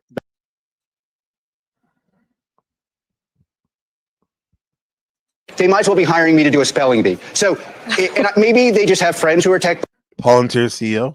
bros, but they can't. Okay, and I'm going to say this seems to be a very common tactic of these billionaire CEOs, because Elon likes to pull that line too. Yeah, my head's made out of wood. I'm a stupid guy. It's a deflection to hide what they actually are and what they actually do. I couldn't be responsible for this. Good at snatching content. Yeah, you think so? Like that what we're doing, and we're doing it on a meta level here too. Huh? I'm dyslexic. I'm a dumb guy. And hire on a meritocratic basis, I don't know. So that's up to them. We have a contest. Find all the errors in 90 seconds. I think somebody will find 50 or 60. But the more important thing is we are not surveilling Americans. We are not building a database of surveillance. And if you wanted to do that, the last platform in the world you would buy is Palantir. And don't believe me, go. Oh, wow. Look, spend 10 minutes and look at the architecture of our product. 10 minutes. And then see how ridiculous that is. By the way, writing ridiculous shit in a highly charged environment is dangerous. And the New York Times should take responsibility for the danger they're putting out in the world. Dangerous. There really are people who believe. Isn't it funny how woke these anti-wokesters become whenever it suits them, how quickly they go to ruling anything they don't like as out of bounds on the basis that it's threatening their safety or the safety of the country. Shout out to Marlon Wells. Imagine a drone hovering above you, sifting through algorithms to decide whether or not to open fire on you or not in an automated police state. That's there we go. Well, yeah, we got a friend up in the building. Well, Scorpio brother. What the hell? I done bought his life. Beastie gonna take it. What the hell? What's up, modern man? Lost again. Good to have you, brother. Crazy song, dude. Right. What the hell, right? That's all I can say. the What the hell? hell? What the hell, man? How's it going on, man? What's really What's going up, on? dude? I'm I think I already answered that one, man. Yeah. What video you're watching? Which one? What video were we watching? Yeah, I heard we Tom watching. too, so I came running. Yeah, well, this is a Bro Sanchez. I don't know if you heard of Bro Sanchez, the I have truther? heard of him. Pretty big. Yeah, he was. I guess a month ago he was talking about that in his Trump recap. It's funny because I was trying to get some more content research, I guess, of off of this Trump Epstein birthday card, right? Because for me personally, I don't the Epstein thing. It's never really been like, oh my gosh, I got to know more, you know. It's too But a lot of mainstream, people dude. love it. Right, exactly. It's a low tier. I myself am going 7 tiers deep, man. Yeah, some of this the conspiracy shit. And so I was looking at what Bro had to say, Bro Sanchez, and so if you want, we can look at it. Yeah, dude, that's cool. Kind of wild. I don't know if you've seen the video where that CEO was talking about they had the Palantir CEO talking that it sounds like nonsense. What he's talking about. Listen to him chastising the people for how dare they think that they're surveilling people, their company with being accused of, and people are starting to catch on, and he's panicking. CEO criminal network. So this is the Jimmy Dore. He's good. He's been on Alex Jones show many times. Even though that guy is some people think controlled opposition as well. This is the CEO of Palantir. Are you familiar with them? Of course. In the white. Oh, you said of course. Yeah, dude, yesterday we did a big old stream, remember? No, I know, but I don't remember you talking about the CEO in particular. Oh yeah. Well, we had two segments. We had one with Peter Thiel and one with the CEO. So we okay. I didn't see that one. I'm sorry. Yeah, you were probably live at that time, but yeah, I mean, they're both such interesting characters, and it's crazy because you'll never see them talking together, which is I find that interesting. They're co-CEOs or what? No, Peter Thiel is just like the main investor. Peter Thiel. So, okay, so he's the hedge fund dude. yeah. Yeah. Okay. He's the money. CNBC. New York Times has an article. Here's the headline. Trump. Your tail must be the guy in the white, huh? Is he the guy in the white? That's Alex Karp. The other guy, I don't know who the other guy is, but. Taps Palantir to compile data on Americans. They paint a pretty Orwellian picture of what you and the Trump administration I was walking are doing. over here. I picked a random engineer and I said, by the way, we have a contest. Find all the technically absolutely erroneous things in this article in 90 seconds. And I picked a random engineer. I was like, well, how many do you think you could do in 90 seconds? He's like, well, 15, 20. But leaving aside the technical, look, it's wrong. probably hard Is that for what you're them, saying? I'm sure. Well, it's not. Well, first of all, on the tech side, it is so ridiculous. I read the New York Times. It's literally like I'm a dyslexic. They might as well be hiring me to do a spelling bee. So maybe they just have friends who are okay, some shade. Tech bros, but they can't. Okay, and I'm going to say this seems to be a very common tactic of these billionaire CEOs, because Elon likes to pull that line too. Yeah, my head's made out of wood.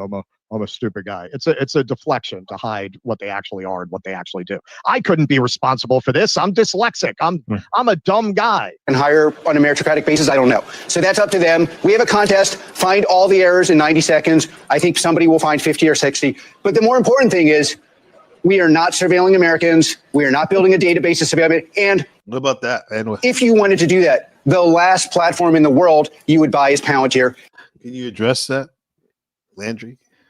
That's the last I'm software very, you buy. I'm very curious to hear what he says next. Honestly, I want to keep listening. Okay, I haven't seen this Hey, by clip. the way, Steelman, I see you in the chat, brother. Yeah. Why don't you come up here and let's just try to decode this stuff. Yeah. You missed the typos. This guy, this is like the major deflection. This guy. And don't believe me, go look, spend 10 minutes and look at the architecture of our product. 10 minutes. And then see how ridiculous that is. By the way, writing ridiculous shit in a highly charged environment is dangerous. And the New York Times should take responsibility for the danger they're putting out in the world. There really are people who believe.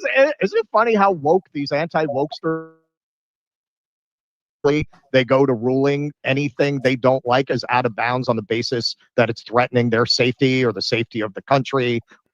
Shout out to Marlon Wells. Imagine a drone hovering above you, sifting through algorithms to decide whether or not to open fire on you or not in an automated police state.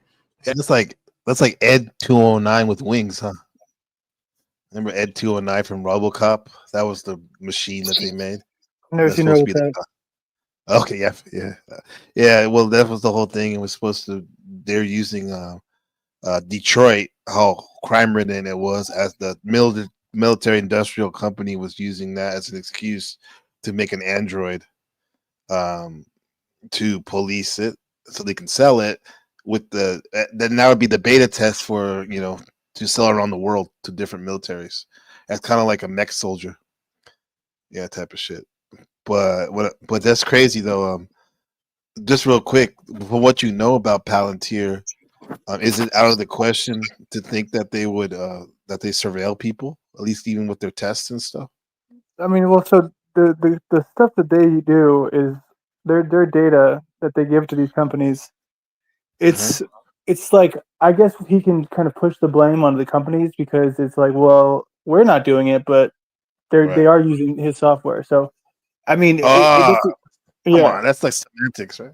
Yeah, it doesn't make sense to me though that if he would avoid it. I'm curious to know what the argument would be because I've never seen him trying to avoid it, but I guess it's just getting more and more of a mainstream in the mainstream news that they're using this. But I mean, if you want to, I remember the main thing that we were talking about is how they had in in New Orleans they had the predictive policing for 6 years and if that's not spying on people, like using data to maybe it's not spying in the way that some people think, like, oh, he's not looking at all of our, all of our information, but they're still using statistics to make decisions for them. Mm-hmm. But I would argue it's not like, I guess, spying in a subway, but it is still semantics. Yeah. What in the weakest case, like in what can we say that they're actually doing in trying to stay away from the word spy so much? Like, what is it that they're, you know what I mean? Like, well, yeah, like even if we take their logic that they're not, what are they actually doing? What do you mean? So you're saying if they're Like, not spying, what are they doing? yeah, they're just collecting it and then not looking at it. That's what, and the spine would be if they looked at the data I mean, it's such themselves. a so it's such an interesting thing because the way that they handle it is they have these they call it like a twin, like a digital twin. So all the data. I mean, a lot of the companies they have the data already. They just put it into a big massive pile. But there's cases where it's like been like exposed that they are actually spying. Maybe it's not the company themselves, but people are using that software to like track people's bathroom breaks and just get because when you have all that data, it's really hard not to do something malicious with it. I think. Yeah, but I'll say it's stealing. That's coming. And shout out to Sally McDermott. Thank y'all for the super chats. For the safety of whoever, fill in the blank. They go right Thank to the y'all. woke language. It's dangerous. It's dangerous to say this. That crap. Well, They believe that. One thing that's true though is that you. Yeah. Hey, Carmen, I didn't say that. I'm just telling you what's going on. Shout out to Sally McDermott. Thank you for the said that. I'm just letting into it. And the only people who are able to do that have security clearances and work for our company. But hey, go ahead and do it. Sounds good. Sounds like it makes sense, right? I'm wearing a plain white T-shirt, just like you at home. Just like you. I'm just folks. Yes. I'm just folks. I'm just one of you. So this is also from Jimmy. Palantir is creating the most mind-boggling surveillance state apparatus known to man, and they're doing it in conjunction with the Trump administration. It used to be called total information awareness. Not only are they taking your IRS data and your social security data and your healthcare data, but they are compiling your buying habits, your phone calls and texts, your Google searches, etc. Everything and anything about you, and they put it into a database on you. You will be controlled in all things, including pre-crime. You will have an effective social credit score and a digital ID and CBDC. Now this is what's crazy. We've seen the first beginning of the social credit score based upon the fact that people with jobs and in the workplace know they can't act a certain way online. At least I hope they thought they know, because what these employers been doing is checking your social media stuff anyway. And not even that, under the 1984 Act, a good friend of mine in this show and this broadcast, literally this week, somebody somehow found out what they were, about their YouTube channel, and they reported it to that person's business where they work, and under the guise of the person was saying that they're a client and they didn't like some of the stuff that was said by their employee, right, on his channel, right, and now that person's under investigation by his company. It could, and there could be like dire consequences for the stuff he said, and that's off the that's not even, and that's like, the reason I say under the 1984 Act, because 1984, a lot of that was people telling on each other, even children telling on their parents, huh? Remember that part? I never actually read it. Okay, but that's part of it. I was supposed to, but I dropped out of high school. Okay. But yeah, so yeah, it's wild because people, you don't even need Palantir. People are telling on each other. It's crazy. Let me bring up In COVID, we saw that a lot.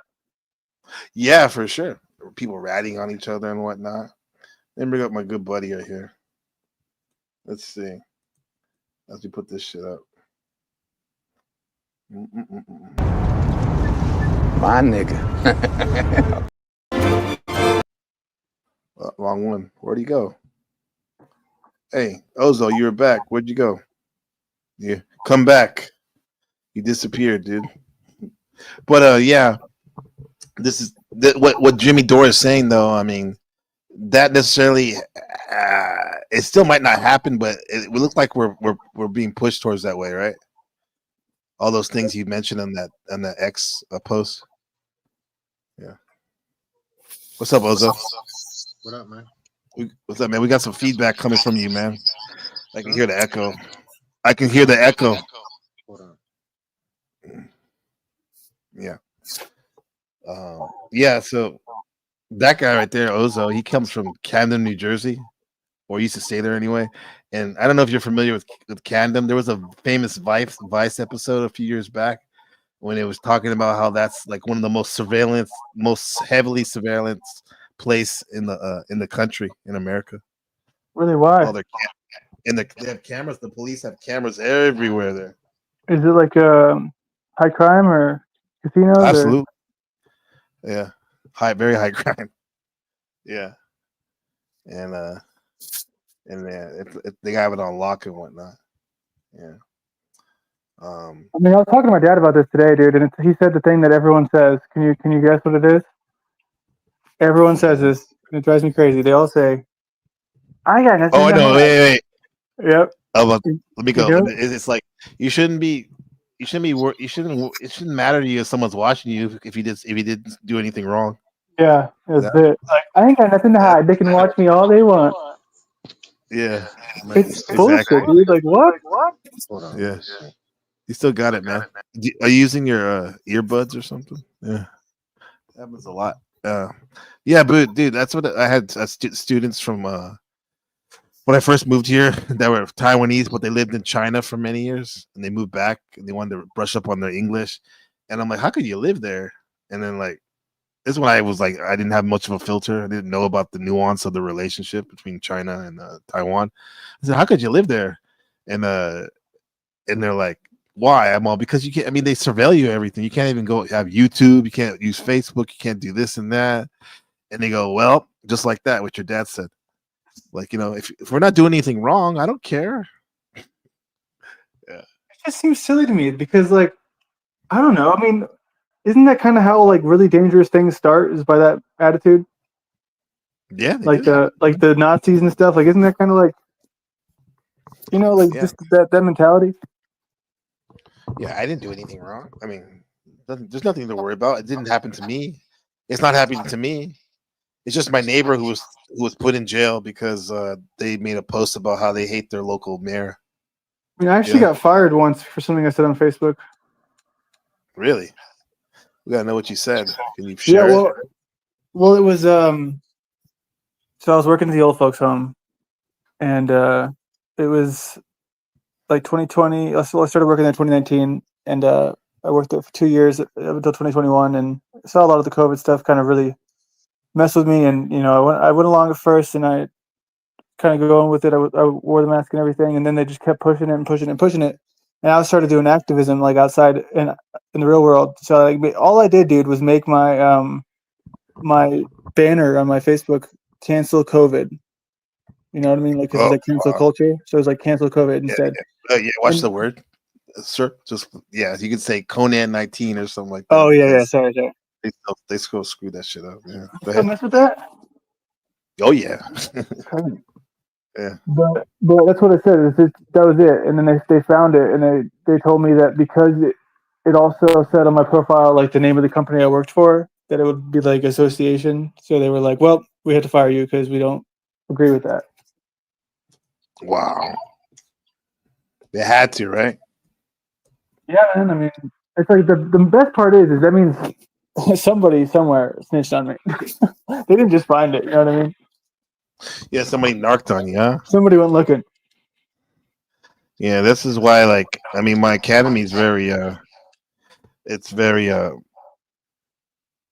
was that too? Echo? I'm the echo pussy. You have echo too. No, but, what was I gonna say? Oh yeah, my where I work, I don't tell anybody that I have a YouTube channel, even though I don't think I talk about that much crazy stuff like I used to with other channels I have. Yeah, well, I just rather not, you know. Just and when people talk about the Conan 19, they were talking about the like, I remember did you get your your last shot or whatever like that? There were a couple coworkers in the talking, and I was like, I just like waited for, I didn't really say nothing, and then like they moved on to talking to somebody else about it. Yeah. I never had any of that, but they were like, "Oh yeah, of course we have." They assumed I have. They're like, "How many of you have?" They assumed. They didn't even say, "Did you have it?" Wasn't even That's a crazy. question. Yeah. Leopard Prince says, why can't we say the word? Because as long as if you bring up, I'll call it Conan 19, and you don't talk, say the talking points of the World Health Organization or the standard, what you hear in the mainstream about it. If you don't go along with that, they're gonna flag your channel and you'll get a strike for what do they call it? Misinformation. As for health. Yeah. It happens, dude. It happened like a couple months ago. I think I said something, or somebody on the broadcast said something like inadvertently, and yeah, they let me know about that shit. YouTube let me know about that, so I'd rather just not. Yeah, it's kind of stupid, huh? Yeah. Well, I mean, I just thought that was over. I thought they kind of because they also let a lot of people back on YouTube recently. Like they let Crow back and the Corbett Report. A lot of big channels like just came back. Yeah, but I bet they're not talking about that like that though. I don't really know. I haven't been paying too much attention, but Yeah. I trust that. I trust that you're telling the truth. I won't. Yeah, I'd say for yourself too, for your own channel too. Yeah, dude, that's what Modern Man number 2 was telling me. He's like, all right, next episode we're doing the Jews. I'm like, dude, no way in hell we're going there yet. It'll be nuked, man. I wouldn't be surprised if pretty soon the algorithm deciphers what small hat means. And all that thing. Even when you put stuff on text, it yeah, it's wild. What is that? What is That's why I said like part what you just said. Oh, sorry. Number 2 one. Okay, Yeah. I see. They have the little yarmulke. Yeah. That's what people say around here a lot. Okay, I haven't heard that one either. I don't even want it. I don't even want to go there because that's actually, I think, what the person, was the company had issues with. The one I was talking about earlier. Yeah. Yeah. So yeah. I mean, I think it even goes deeper than that because I don't know. Like that, it kind of sucks that like you can't even like, even though that's not the end all be all, it's part of the narrative, either through propaganda or they really have a hand in it, or in somewhere in between. That you can't. It's hard to talk about it, but I guess you could, but you just have to go about it in a very graceful way. And this is where the art of streaming comes in. I was talking about yesterday, especially if you're talking about very controversial, hot button subjects. You can just flat out not bring it up, or you can, like I said, be graceful with your words, meaning like work around that, sculpt around that type of shit. Yeah. Yeah. Yeah, you didn't know what that means? Okay. Speaking of 1984. Yeah, did you ever read that, Leopard? So yeah, if you wanna, let's see what my old buddy AJ has to say. This is new, straight off the presses on Rumble. What Alex has to say, Alex Jones, about the Trump document, birthday card or whatever. Ghislaine Maxwell holds the key to so much of this. Ghislaine Maxwell is alive. She's currently in prison. She's serving a 20-year sentence for trafficking children to nobody. Remember? Her sentence, of course, is sort of a proxy. What they were going to do to Epstein, they're now doing to Maxwell. Here's what I found out yesterday. There is no further information at the FBI. The FBI doesn't really house trial evidence. The FBI doesn't prosecute people. The FBI refers for prosecution, but the Department of Justice are the prosecutors. They make the final decisions. The vast majority of the Epstein evidence currently resides inside of a place called the Southern District of New York. I was told yesterday on a phone call by a federal official, what do you want us to release? I think one of the main prosecutors got fired too yesterday. You heard that? No. The New York prosecutor, yeah, for that. Yeah. Big brother for sure.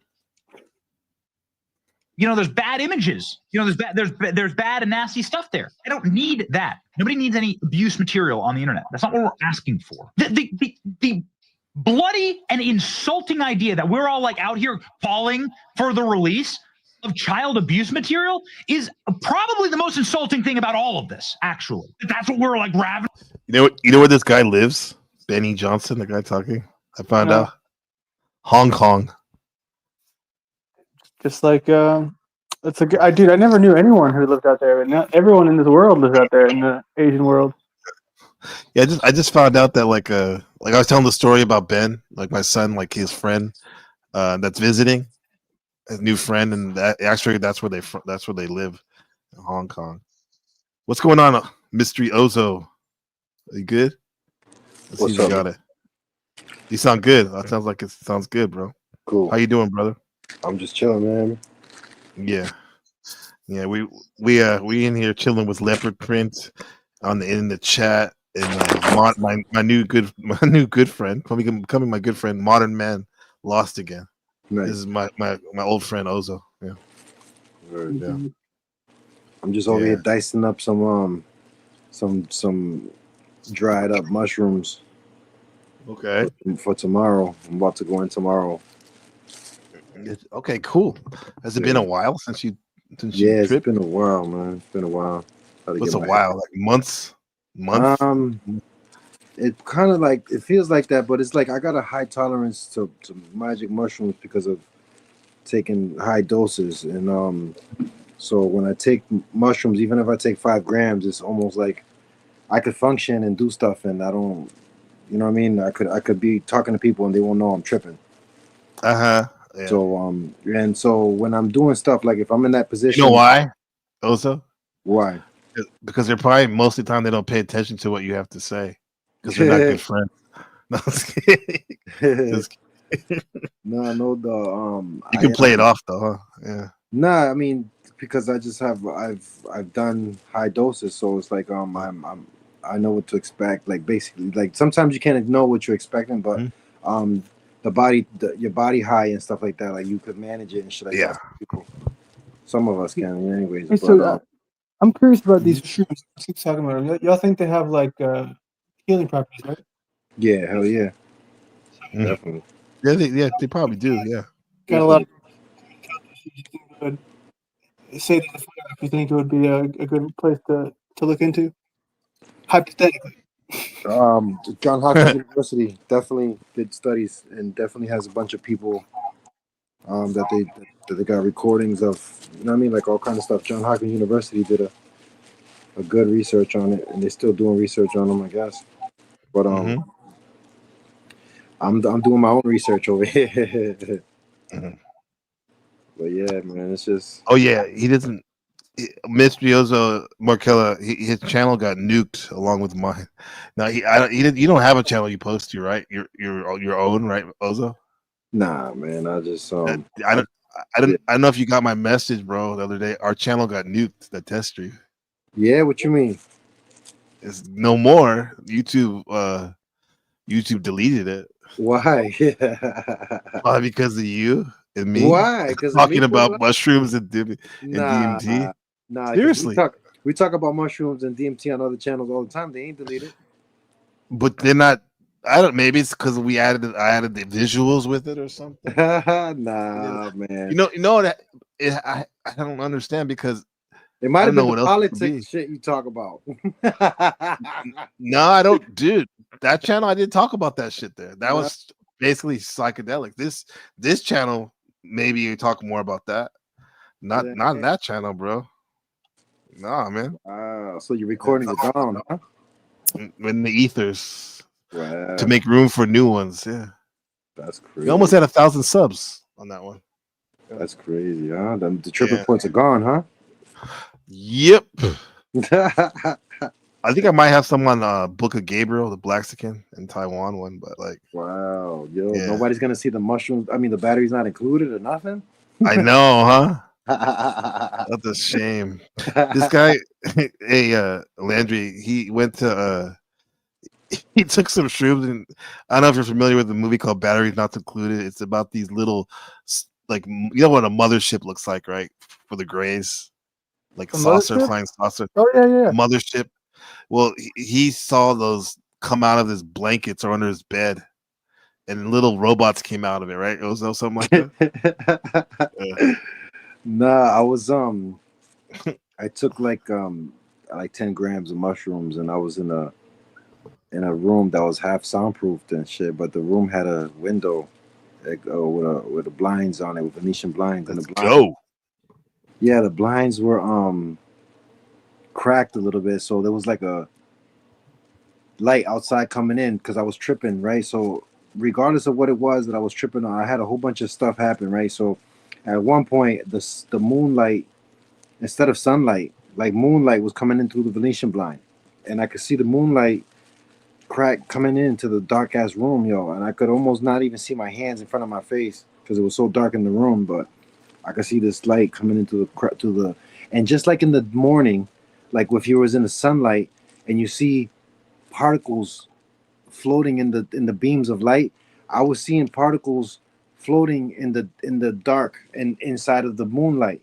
And as I was looking at these particles, like my eyes, the mushrooms activated my eyes like an eagle, and I could zoom in as far as close as I wanted to, and I could see that these little particles, some of them were microscopic little UFOs with beings inside of them, and some of them were the size of a grain of rice, some of them were the size of my finger, and they kept on coming in and out. And they were, as I was looking at where they were coming from everywhere, like between the wall. They could walk, they could fly through walls and all kind of shit. And as I was looking at them, I'm like in shock looking at them, and then I said out loud, like, what are these? Like, what and when I said that, it's like, the answers, it's kind of like it's not a voice of a person or and it's kind of like I kind of explain it to people, kind of like Bumblebee from the Transformers. The way he speaks, he uses radio frequencies and different sounds to come up with words, and the words come from the radio and shit. So the mushrooms talk. You mean to like he uses different like different sound songs bites. and He uses different sound things? bites. Yep, sound bites, sound and bites. to get to his words. So the shrooms, Kind of artistic, actually. yeah, the shrooms use our brain and use bites of all the stuff we've ever seen, all the things we've ever known, all the things, and it gives us information on shit, and it puts it together in a way that it's like you never would have connected these dots. So I asked out loud, like, what are these? And when I said that, it zoomed in on the ships, and I could see that there was little beings inside of these ships walking on different tiers, on different floors in the ship, and the ship itself wasn't metal or anything solid. It was made out of electricity. Like, it was made out of static electricity. These things ran on static, and the ship itself was like a string, like a line in the middle of the like if the ship was an outline or something, and thinner than a hair. It was like a metal thing that was thinner than hair, and it could, in any static, it could pick up and it could charge the ship, and it could fly. It was giving me all the information on the ship and how it worked, and I could see these little beings that didn't look like humans or ants, but they were like tiny little beings, and they had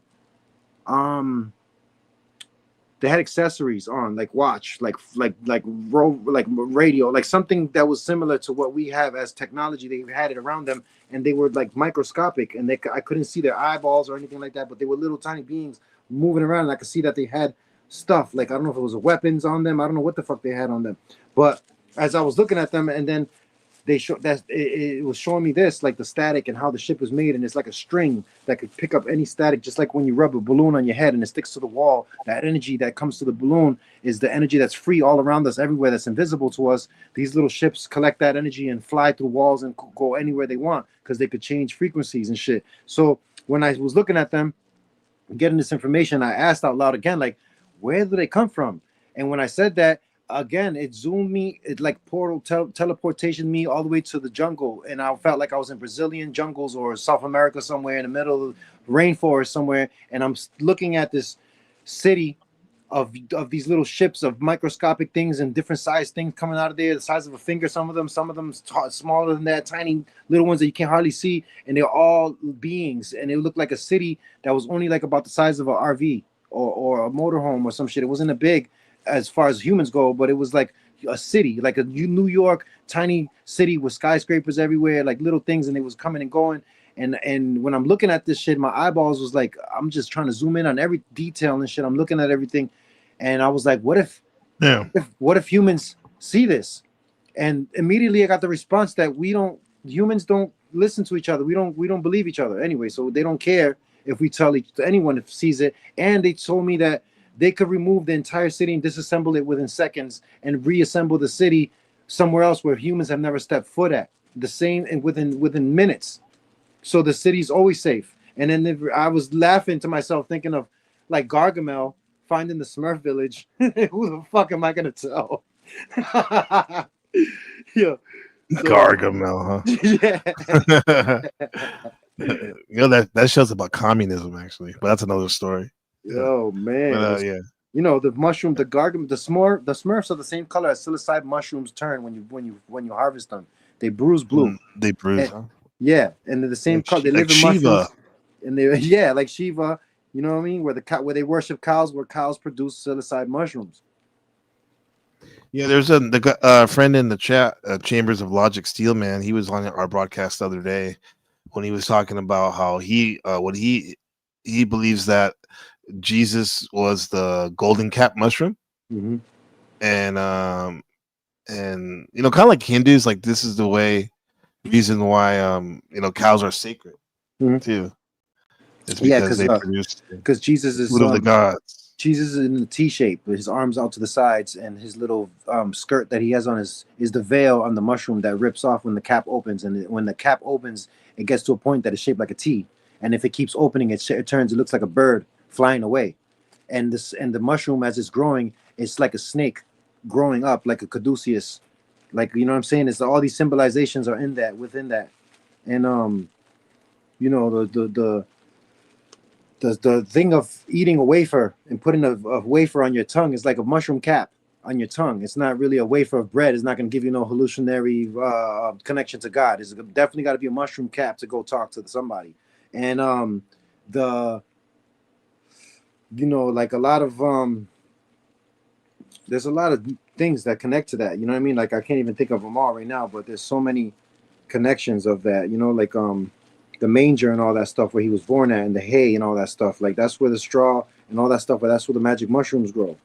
You know what I mean? And there's depictions of of a baby of a psychedelic mushroom that looks like a pin. It looks like the pins that are growing and stuff like that. There's all these depictions in churches on windows and the glass and the stained glass and all that stuff. The stained glass, yeah. Yeah. So all these I think that like the stained glass and all the incense and all that stuff, like when you're on the mushrooms or high, like that's all that stuff comes to life, and it's like it gets switched on. Whereas when you're not, this seems so dead, the service and whatnot. Well, I listen, after taking mushrooms, right? Like I'm not an archaeologist and nothing like that, but after taking mushrooms and stuff, I see that the unk looks to me like a mushroom being stuck. Mysterioso, that's who it is. He said, "Who is this guy?"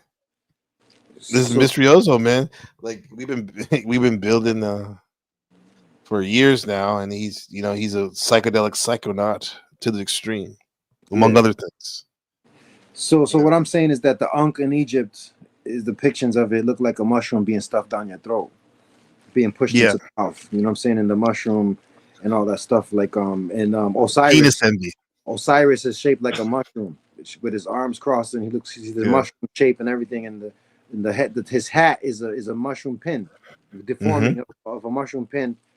You know what I'm saying? It's like so many connections. And Shiva's blue. The cows produce magic mushrooms. You know what I mean? Like it's a lot of things that are connected to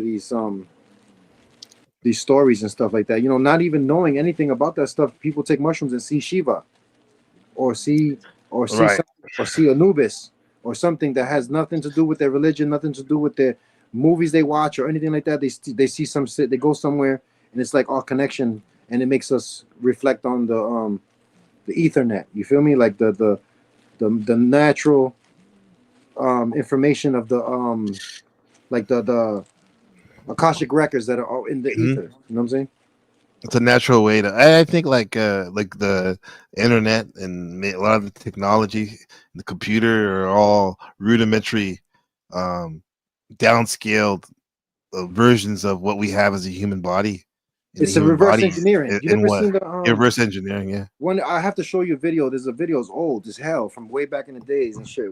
Before we were like from Terrence McKenna and Ram Dass, and they was and they had a meeting with some other guy who was a computer expert, and they was trying to reverse engineer tripping on mushrooms and on a psychedelic, and they was showing the color. They went through the color spectrum of the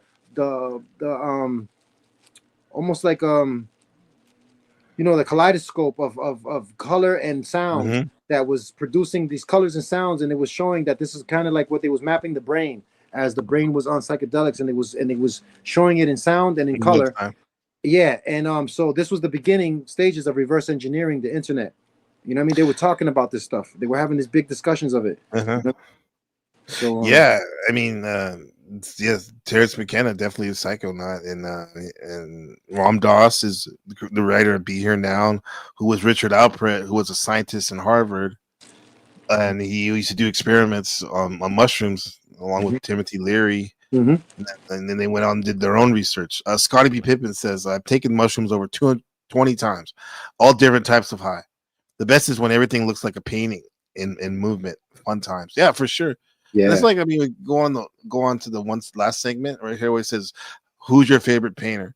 And I think my favorite painter is Alex Gray, and then also John Michel Basquiat. How you say his name? The Haitian, a French dude. Anyway, like both of them have like interesting styles, but in particular Alex Gray, who definitely psychedelics changed his whole art style. He was classically trained. And then once he took LSD and mushroom and DMT, he just took it to the next level. Yeah. Are you familiar with Alex Gray, modern day? Yeah. No, I know not. you are. Yeah, I'll show you some of his stuff real quick. Go ahead, what do you know about Alex Gray, Bozo?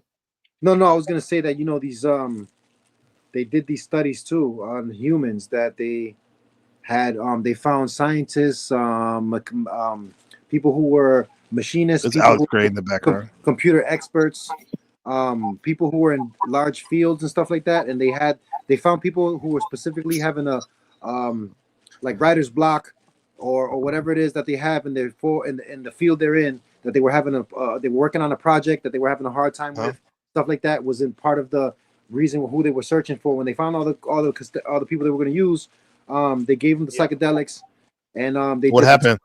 They all came up with new ideas, new stuff, and they all moved forward in the idea, and that's why Silicon Valley, you have to My hometown. You have to use psychedelics in order to work for them in certain jobs, like, you know what I'm saying, because of those studies. Yeah. Yeah, I can see that. Like there's a different connotation with Silicon Valley, the innovations they made, as well as the hippie movement, the psychedelic movement, and as well as all the venture capitalists there, and it's really interesting. Yeah, and psychedelic. Recently, people have been microdosing like crazy, huh? Mm-hmm. Like they take it every fucking day. Some of these people. Can you imagine Landry taking LSD every day? How do you think that would be like? Or did you? No, I never did that. No way. Okay. I mean, dude, because the thing with LSD is it's like it doesn't really have a like you can't really do it. Like the tolerance builds so fast. That's what I remember. I would try to do it 2 nights in a row, and it wouldn't even work the second night. I mean, it would, but not nearly the same. And I was like, well, that's a waste of money. Mm-hmm. You got to wait 3 days minimum. Yeah. The best is 2 weeks. Mm-hmm. Yeah, what do you think about that art right there? Kind of cool, huh? Man. Yeah, I dig it. It's almost like a clock mind. Holy I shit, don't that's know. Yeah, I mean, like I said, like these classically trained artists, they have a knowledge of anatomy, right? How to draw the body parts and whatnot, and he combine that with some of the visions he would see on his trips and whatnot. Yeah. Pretty interesting. 100%. Yeah. Did you guys come in? What's up, Texas? Blue in the building. How's it going? We're just we're talking about bringing it all together. Go Ask Alice is the original topic, meaning from the Jefferson Airplane song. Go Ask Alice, and that's Alice in Wonderland, right? And then some people think it's a metaphor for taking LSD, right, and going into another realities. Alice was all about mushrooms. That too, yeah, that's right. It was all about mushrooms. Yeah. Mm-hmm. Mm-hmm. Hey, if you have any connotation with some of these truther stuffs and conspiracies with and psychedelics, Landry? Do I have any what about it? Any takes on that? Come across anything interesting What? How it's about like it's so common?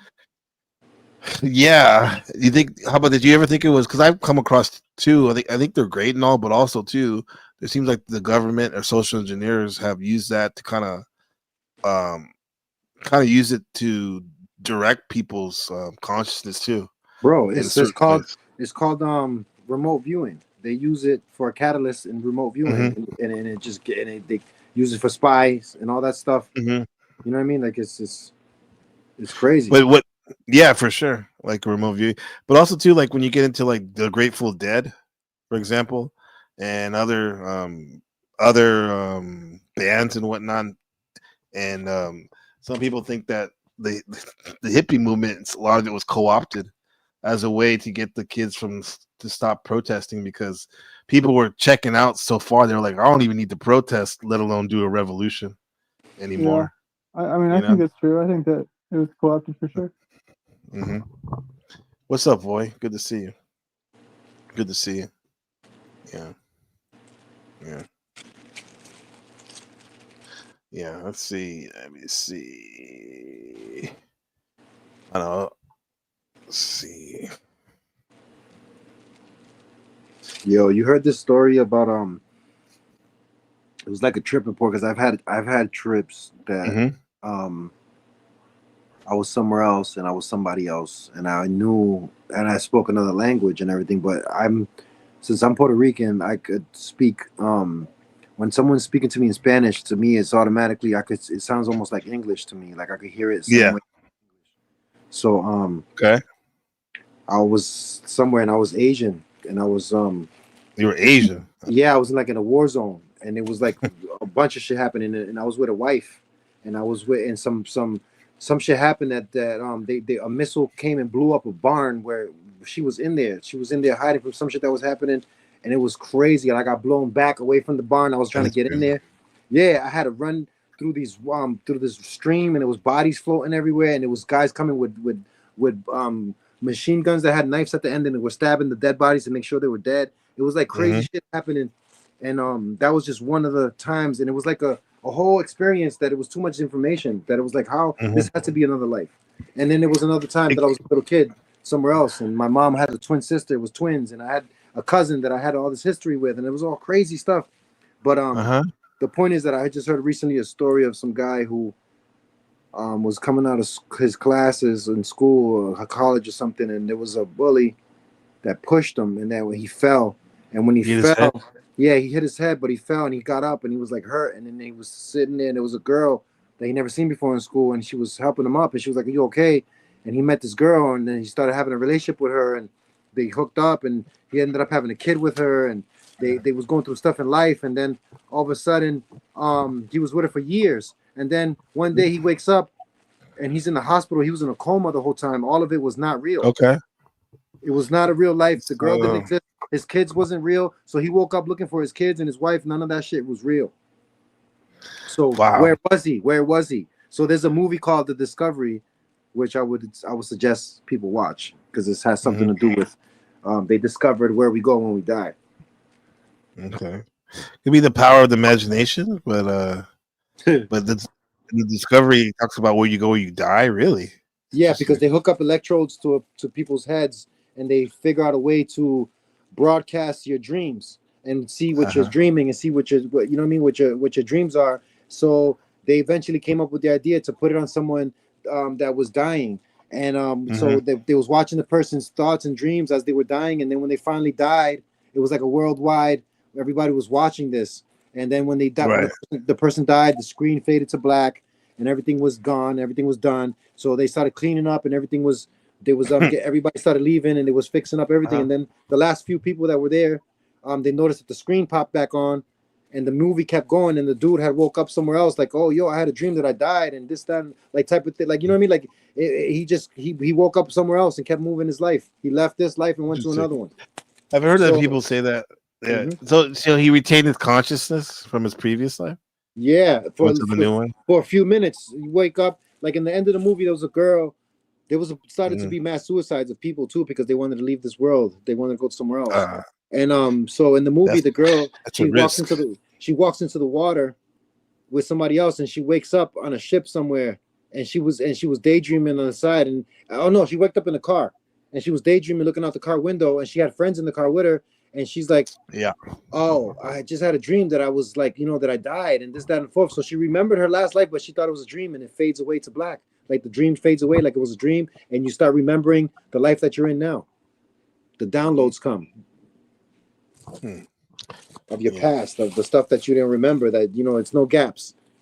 Even though you started life in a 17-year-old Well, what body. about all the other life? What about all the other lives? So that's the thing. Like, if that's the case, you might have done this like thousands of times. Thousands. So rinse, wash, repeat. It's a lot of memories. Yeah, but it's at the end of the day, right? Thousands of years could be a blink of an eye, because anyone who's messed with DMT knows this.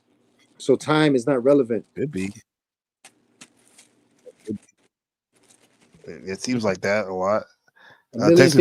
Million years could happen in 5 minutes. Right. He said, isn't it crazy how many movies we watched as kids, and now we find out the true meaning of it for sure. Yeah, at Texas Blue. I saw Joe. He was on another stream. Tell him I said what's up when you see him. But I'm glad you're here though. Yeah. She start remembering. She said, Leopard Prince said, yeah. Is that considered deja vu when you remember? Yeah. Deja vu of a past life. That's crazy, right? Yeah. Because I heard of people having brain surgery when they wake up, they can speak a different language. Yeah, I think I've heard stuff like that. Yeah. You ever heard that? That's just wild.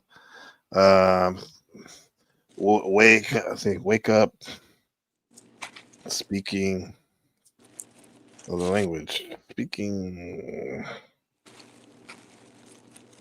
You get deported, yo. Stop playing. Oh my god. Have you seen anybody in America? I'm not in America. Have you seen anybody like that? Yeah. You know people like that? Damn. What I happened? don't know people, but I seen them. I seen the ICE out there waiting at places where people go for jobs and stuff like that, trying to get Thank jobs. you. They was running up on spots like that. They grabbing all type of people. They just, you know what I mean? Yeah, exactly. That's messed up, man. Yeah.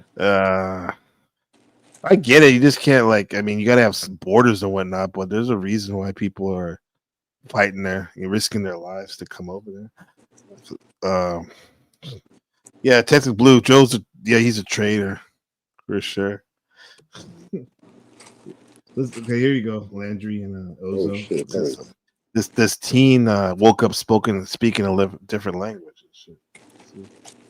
Teenager is struggling to recover from a severe concussion. His parents say when he woke up, though, he was speaking only Spanish, a language he had never spoken fluently before. Channel 2's Gwinnett County Bureau Chief live in Gwinnett County on this with some video of the incident. And Tony, why his parents want to warn everyone about the dangers of concussions. It's a Georgia, huh? Hey, Justin, this was the Brookwood High student's third concussion playing. That's where the Migos are from, Gwinnett County. Soccer. He says the sport is his passion. He wants to play it professionally. Soccer? Everything's unclear right now. He can't go to school. His family's struggling, and they don't know what the total impact is. That's why people play soccer, because they didn't want to get hurt from football. They played soccer, right? He ends up getting a concussion. Damn. What do you remember about that game? Not really anything. This is the collision late last month that has He's turned talking Ruben in English right there. life upside down. He said not He was really playing anything. goalie for an elite Gwinnett County-based. What'd you say?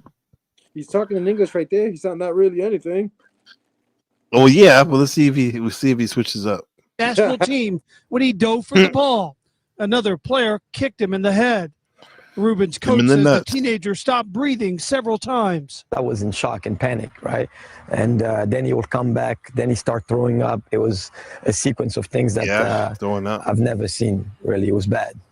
You thought you might lose him there. I thought I might lose him there. Ruben was airlifted to Atlanta Medical, where he spent several days in a coma. Damn. Our life has changed through this process. Sí, hablo mucho español. And when he did wake up, his parents say he spoke only in Spanish at first, a language he'd never spoken fluently before. For now, Ruben stays at home, twirling a ball and watching games on TV. He only Hey, said man, 2 speak words, Spanish. man. Come on, man. What, he knows 2 words in Spanish? They Come on, think give he's it to Spanish him. now? Come on, Is man. considered a sensationalized news? Nah, ask him to say Sometimes I Walmart, daze out. yo. Sometimes, like, I feel like I'm not there, but I am. He hopes one day to be back on the pitch himself. And when he does return, his coach wants him and every other goalie to wear a helmet. Everybody's waiting till that big thing wear a happens helmet now in before soccer? they start Yeah. wearing the mask. We should try to prevent these things from happening earlier. As for that Spanish speaking, his family and friends say for those first few days after he came out of a coma, he couldn't speak a lick of English. It was only Spanish. Do you think it's like the cleaning lady or the nurse or was speaking like Spanish on the phone in his room or something? And that's just like, I don't They know, say his man. fluency now is kind of fading away, but he still talks it quite. This is me. They can kick him in the head again if he wants to. His fluency. Get the Spanish. A bit. The family says their medical bills so far have at least $200,000. Friends have set up a GoFundMe site trying to raise some money. You can have a link to that on our website. That's shitty about America, the fucking You know medical what's shit. funny? We've done taken mushrooms before and started laughing because we couldn't talk. Like, it starts fucking up your words. And it makes me think of the Tower of Babel. Imagine everybody speaking a different language now. Yeah. Oh yeah, for sure. Yeah. Everyone speaking in tongues and stuff. Like Voy says that they tell us that all the languages are inside our hardware. Yeah, I think like when you're a baby, number one, dude, like you're a baby. Supposedly, some people think that they know how to speak. They have access to speak, the ability to speak almost any language, and it's just a matter of time where they just keep narrowing it down to what they need from what they hear their parents and people around them speaking. Yeah. Yes. And then Texas Blue says, right, in Texas, I refuse to let my son play the football. Oh, come on, bro. I'm glad my mom did that. Like, that was my best sport, actually. But yeah, I understand that. But in Texas, of all places, isn't that where they play football? Friday Night Lights. Wow. What do you let him play, Texas Blue? You let him play badminton or table tennis?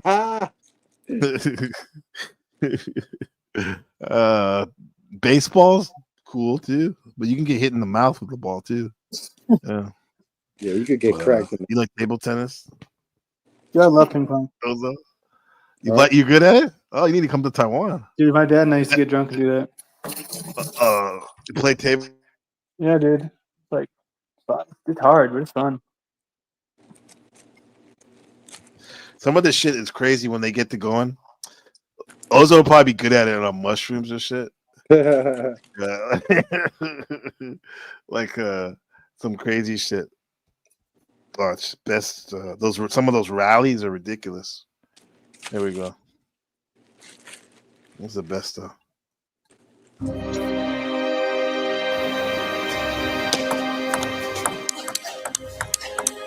It's the most fun sport to bet on. Which one? It's the most fun sport to bet on because it changes so much. As well. What, table tennis? Look at that. Yeah, like the odds go crazy. Yeah. Do you see how high you hit the ball? Look at that shit.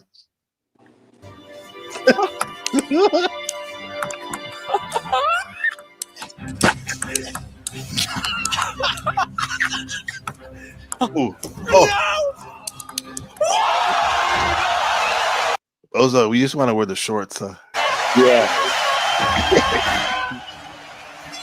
Yeah, this one's cool. I don't think I'll be able to wear them. We've paise. That means excuse me in Taiwanese. It's very important. Baseball. Yeah, Taiwan's really good at baseball. They won the Little League World Series more than any other country except the United States. Go.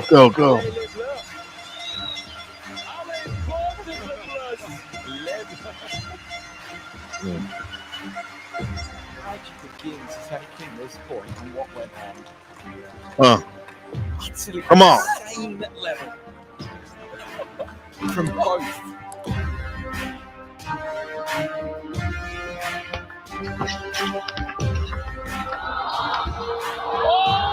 Oh, he just walked off. That's unbelievable. That shouldn't be possible. Yeah, it's been a Olympic sport for many years. It's actually something that Taiwan's very good at, as well as badminton. That's an Olympic sport as well. You think he's shown everything he's had to show in this career? Look at the walk as well. The walk and the look. Like it was nothing. Can you imagine putting that in that? We're going to do this. Speaking about the Olympics. Let's see. You remember that breakdancing lady? You ever see her? That stupid one that was rolling around the floor? You think she was stupid? She was stupid, yo. One that wasn't breakdancing, she was just wiggling around. Yeah, that's her. She's good, right? Pack her up, man.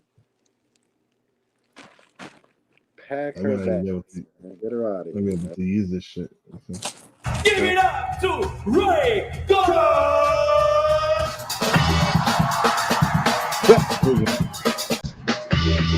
Ain't no way. Not bad, right? No. What?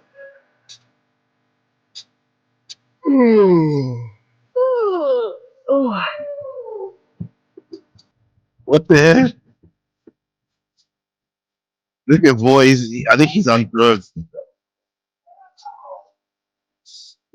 What? That's not steady and kangaroo like that, man. No, huh? Landry, see you later.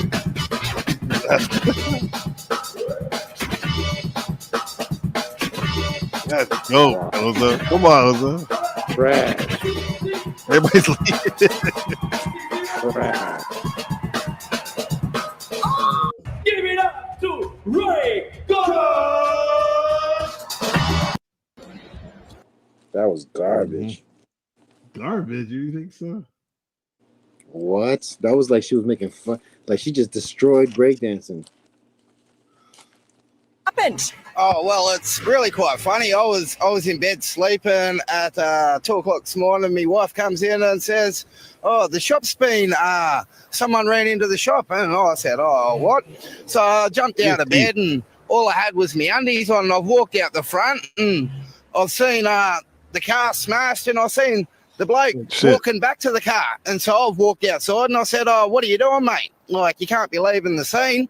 And he goes, "Don't be a hero, mate." And I said, "I'm not trying to be a hero, but the police are coming." And he just decided he'd scoot up the road. And I just said, "Nah, it's not going on like that, mate." So I jumped in my car and I started chasing him up the road. And then he went down a side street and then the police were coming. And I flashed them and sent them off in the direction of him.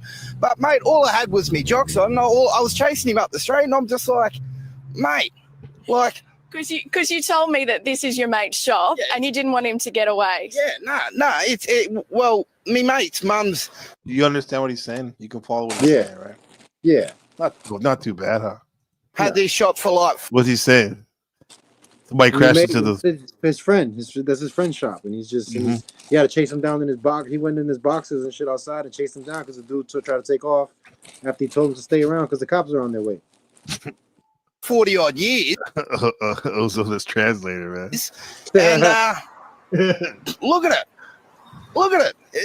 Whoa. It's a mess, isn't it? Beyond a mess. Oh, like words can't explain how it is, mate. Like, now, Daniel, you managed to put some pants on in the meantime. Yeah, mate. It's good to hear. Do you feel like a hero? Oh, not really. It's just something you got to do for the community, mate. It's like you look after your mates, and your mates will always look after you. There you go. Good attitude. There you go, guys. Daniel, quite the Australian hero here this morning. As for the owners of the... Yeah, he seems like a good bloke, huh? Compared to this guy right here, this Australian kid. Whoa, it's... He ain't. Why are you gonna take the blame from some fucking fools who breaking the damn neighbors' cars outside your house? Like, nah, man. I'm all set. It's your party, though. It's his So party, what? man. It's my party, but I'm not in charge of the motherfuckers outside tearing shit up. Fine, but why does he have a nipple ring? Yo, bro, that's not what you're saying. But come on, we know it was from his party. We know it's from his party. Normally, there's no crime on the street or anything. Look at his mom. And whose cars have been damaged, and to the community who've had to pay for this. For a lot of kids, this guy was a hero when he made this interview. Man, were you a kid like that? He's a legend, man. He's a legend, man. Check out this guy right here. Oh, so he comes to the broadcast sometimes. His name is Max Extreme, aka Horn Maxer. He's live right now. Check this out. A 17-year-old here in Las Vegas. Do you know that? Do you know the legal age of consent in Las Vegas is 17? So is everybody banging a 17-year-old a pedophile then? You're going to have to make that up with the state legislature then. See how fucking stupid you people are? Uh-huh. Go take it up with, I'm sure there's many states that it's 16. Mm-hmm. You have no standing. Yeah, 32 states have an age of a consent of 16. Okay, so zombie. Wait, Elzo, even if that's a consent, do you think a 48-year-old man should be with a 6-year-old Hell girl? to the nah, man. Hell no. You say no? Why is that? Gotta be, first of all, you gotta be suffering from micro penis to be able to stick it into a fucking little tiny girl. First of all, so that's the first issue they probably have. That's crazy. Yeah, my number one mod, Markella, like he can't, he harasses her. This man right here. According to these people, you're a pedophile, though. If it's 32 states where the consenting age is 16, so then everybody's a pedophile. Go fuck themselves. Hell, Jeffrey Epstein. That's right. Oh, Hell, Saint Epstein. You don't like it? Piss off. See, it's the guys that are mad are the guys that are out of shape. Like Jeff. Oh yeah, also he said you're out of shape.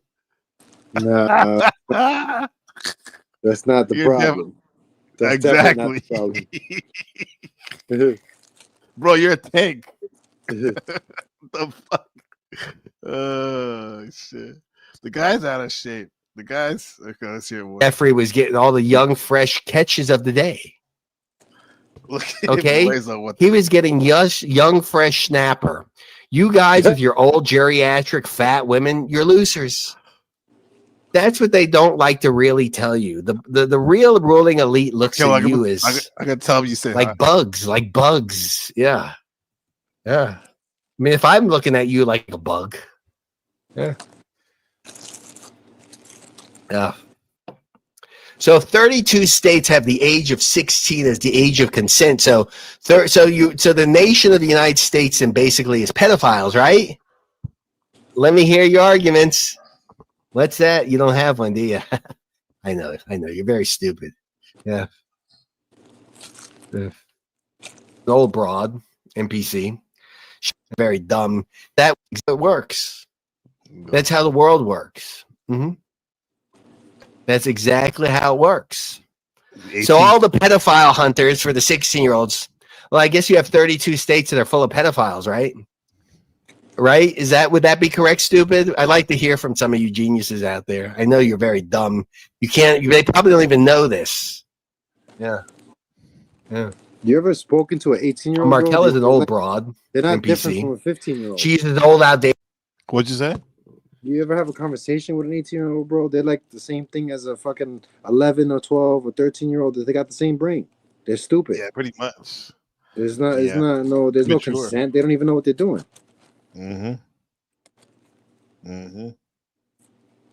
Well, yeah, man. Just because you can legally you can do something doesn't mean you should do it, huh? Yeah, that's crazy. So this is our friend Some strange people there than Ozo. Definitely nuts. Shit. Oh, you know who? You ever talk to Eternal? You're like, what? wow. Let me see you play some of that shit. Why? When she was acting up? Yeah. She's It was funny. funny. Yeah, She's she is got very out. funny. She's crazy. Yeah, super crazy. Let's see. Where is this? She's just bored at home. That's all she is. She's just bored. Right. Yeah, but do you think that's cool to do though if you're married to somebody and they're not okay with it? Well, I mean, if you're Or- married to a simp, I mean, what do you expect? Yeah, but still, yeah, that's tough You know, though, man. you know, sometimes there's got to be somebody with direction in the relationship. If there's no direction, Right. then there's no saying in what's going to happen. Right. Let's see. Well,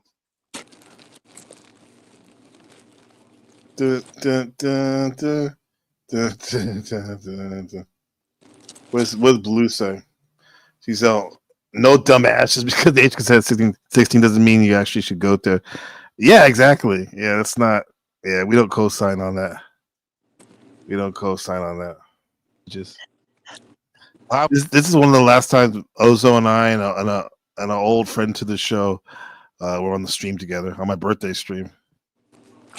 I don't like hurting people's feelings. I don't like when people do it to me. Even if, I want to see you cry. I want to keep running your gap. Damn. Shit. Oh, of course, to a certain extent. I have to be honest. I'm even jealous. But No you homo. know I Let's would, shut like- up. Shut up. I'm talking. I'm trying to give you props, but you won't let me keep running your gap. Damn. Shit. Let's fucking make up. Let's fucking make up. Hey. All right, but listen, you liked it, huh? But no, the whole thing is like, even with my friends, like my good friend always talk about Brian the Leo. I hadn't seen it. You see that picture, that profile picture, how it's positioned, Ozo? Which The profile picture? picture? Turtle. Like at a special angle, right? Yeah. I mean, years we've been friends since fucking what? What you say? She's always trying to show a little bit of hip in the butt.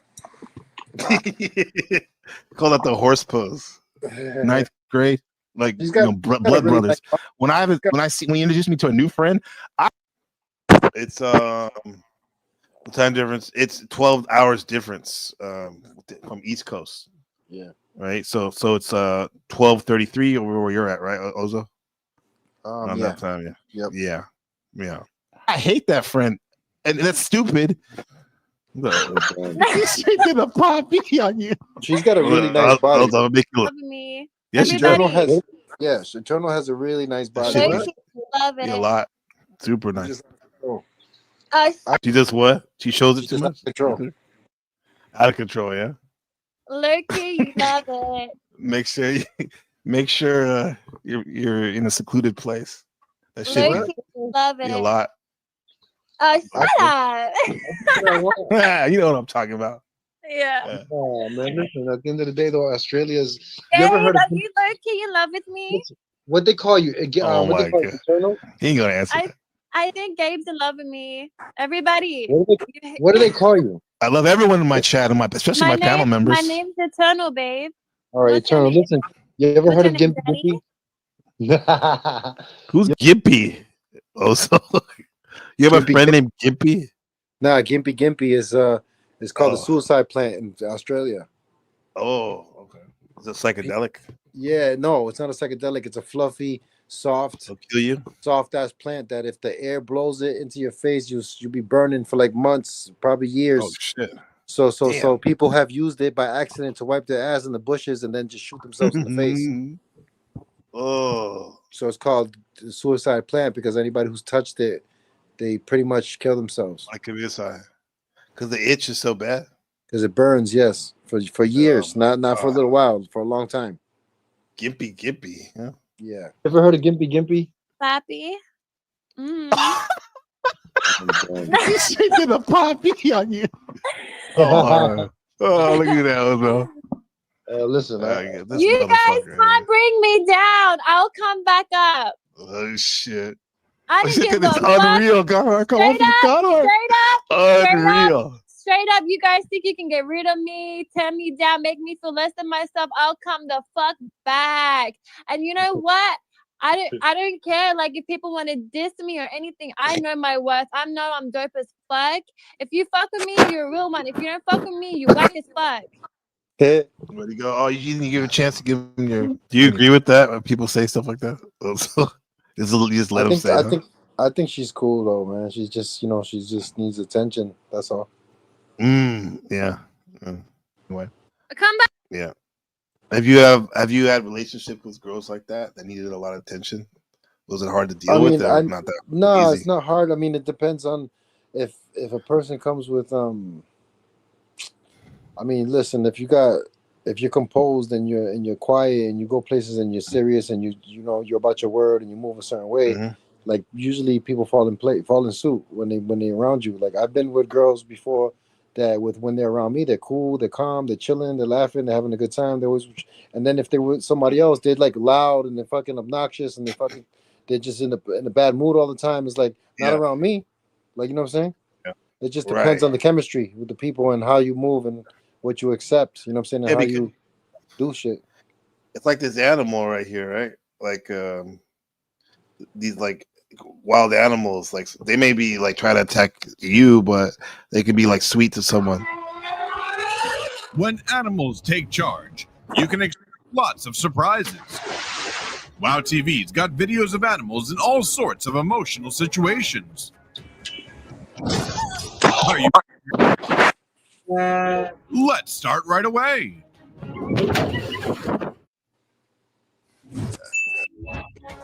At a beetle farm, a lost elephant suddenly appeared. Thanks to a quick detection, the farmer managed to escape from the angry creature.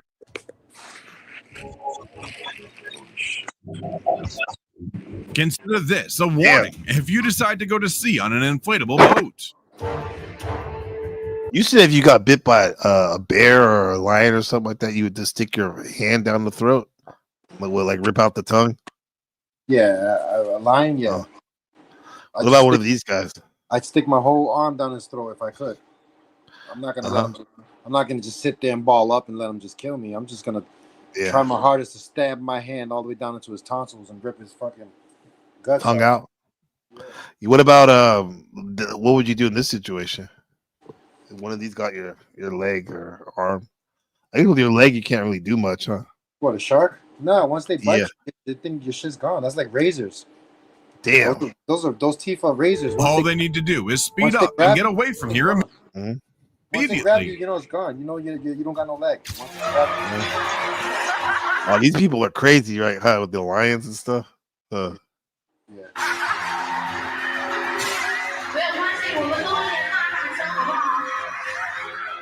Two lions caused chaos when they suddenly leapt out of an enclosed fence.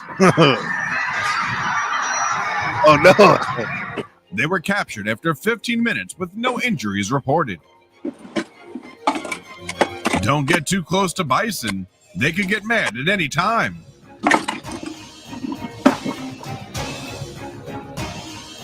A crazy scene was caught on CCTV as a rabid fox tried to approach a woman.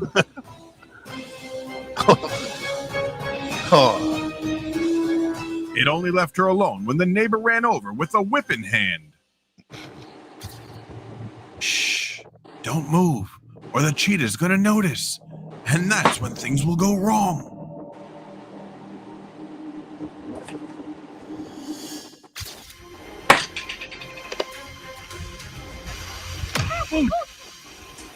Jimmy, you're okay. You're okay. Once a well-behaved dog, Pal Gang suddenly became aggressive. Due to frequently being scolded, he exhibited rebellious behavior.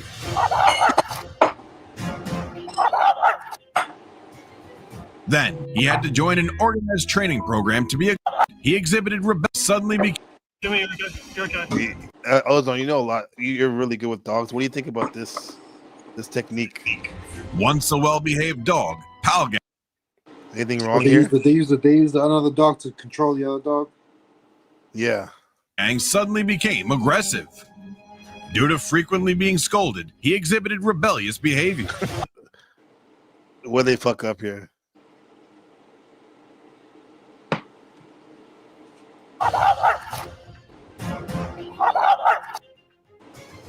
Then, do you even mess with dogs like that? If they're like this? No, my dogs don't. I don't. It's easy to get a dog out of that, but I'm not trying to fix nobody's dog. Yeah. What's the best way to get out of this dog out of something like that? That type of aggressive behavior.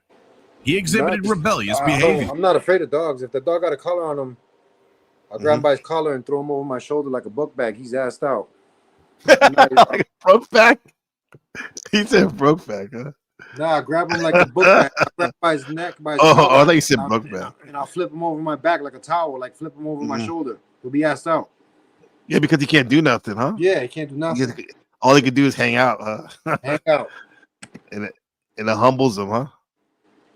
Yeah, I'm not. You know what I mean? Dogs will definitely kill you if you let them. Really? Even a dog this size, huh?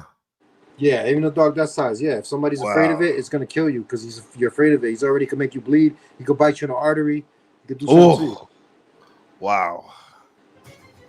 Then he had to join an organized training program to be a good boy again. When you're at level 1 and live in Australia. And here's at level 2.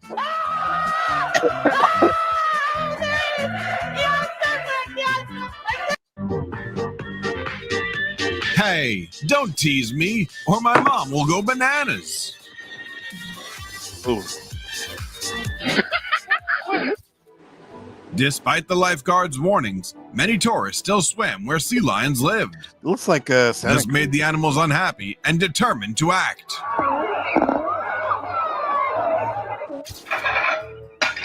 The energy of these animals is truly amazing, isn't it? Monkey could still teach the girl a lesson when teasing him.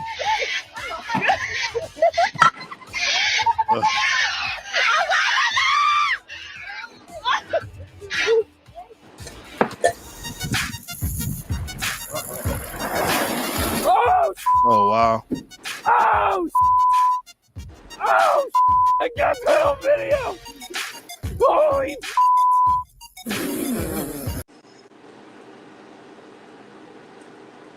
I want to show you something that President Obama said. Kind of wild recently. Is not just exposure to one guy. One dad. One dad. No matter how good the dad is. He can't be like, everything. he can't be everything. And that boy may need somebody to give the boy some perspective on the dad. Yeah, right? yeah. One of the most valuable things I learned as a guy was I had a gay professor in college at a time when openly gay folks still weren't out of line, who became one of my favorite professors and was a great guy and would call me out when I started saying stuff that was ignorant. You need that to show empathy and kindness. And by the way, you need that person. And do you think, first of all, that what he was getting at with the title of this Obama says boys need gay men in their lives? It's a whole propaganda. Yeah, because he's just saying that he had a gay professor that, that I guess I'm assuming that like it made him kind of like be more empathetic or something, or consider other people's perspective, right? Because he probably was saying like because the guy could have seen him making fun of gay people and be like, "Hey, bro, hey Obama, chill out," or something like that, right? Yeah, that's propaganda, huh? Yeah, how they worded it. Yeah, he did not see. I didn't hear him say they need him. Like this channel's wild like that, man. I got some weird shit like this. We cannot ignore the reality of systemic racism and how it's affected the Black community. You can't just be like, we need to just focus on our own issues. The violence is happening in the Black community. It's the Black people's fault, and we need to focus on that. Actually, it's a lot of things. So we can't just separate them and be like, just focus on yourselves. Don't worry about racism. It's finding us. It finds us wherever we go. It's not our fault, right? So wait. Let me just say something. She said racism is finding us wherever we go. Well, guess what? Is that still a thing in America? Like, where you go, do you ever feel like people are racist? Like, Yeah. and everyone's like, yeah? Yeah, my sister was just talking today about she went to a restaurant. What happened? With some people, and the lady was just looking at them, and they were there for like 15 minutes, and then some white people came in there, and then they showed up like, oh, we'll be right with you guys in a second, and it's like, yo, my sister and them left. 15 minutes? 15. Damn. That's not right. Yeah. I was like, the only way we'll know is if we go back again and it happens again, but I'm gonna be the person to go say something. Oh, you would say something? Stay with me. Okay, wow. So this is what Kevin Gates This channel's was wild. talking about. Eat it off the bone. Lisa! So that's what he mean. Lisa, I finally figured it out. That's a bone, but this ain't a bone. That is... Lisa, Lisa, hurry up! Well, we got some weird shit out here. Here we go. Okay, back to the basket. Jeremy Lin up and under. Dip. Pow. Whooping your ass right before I go back on break. I got 30 more minutes before I get back into the restaurant. The old uncle's good. One dribble. Pull up, Shane Get your Crank. ass Easy off money. Get you lighting ass. Yeah, pull up. Easy money. Shane Crank. I'm about to make this basket and get back and fix it. Jeremy Lin, Uncle Shane Crank is cooking the shit out of these young boys. One dribble. Pull up. Shane Crank. I'm just on break. I got a whole. Right? And I really make my mind up. I'm knocking them down. Not if I'd have seen you, ma'am, I'm taking your ass down. You right here filming me like I don't see it. Oh, been filming my dick all night long. He won't stop moving. Fellas, back me up. When we get our heart broke, that is how we do it. Like I'm just gonna have sex with other women. A bunch of them. Right, sir? Look at this scary ass nigga. I mean, hey, you a wild boy, dude. Hey, bullshit. Keep going. Huh? What'd you say? No. I was talking to my nephew. Okay. Oh, I got something for you right here also.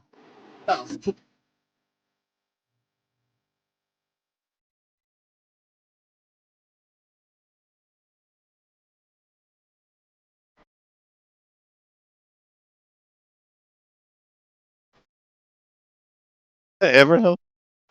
What? Is that ever healthy? What? That's not eating raw meat, no. Maybe for the dogs, yeah, not for a dogs. human. Yeah.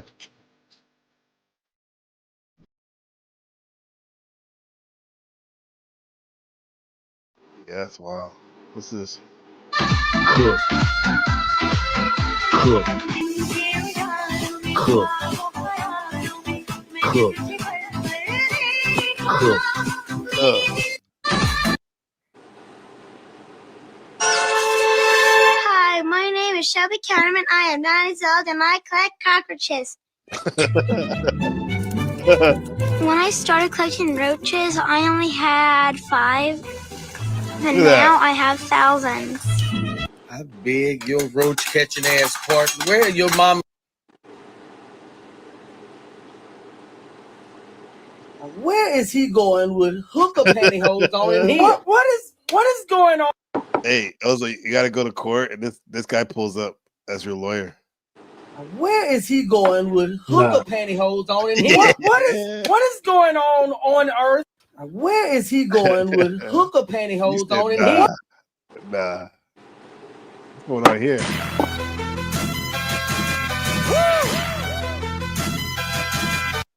Okay.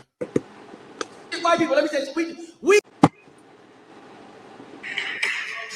all the money from that building fund, and he playing drunk, hanging there.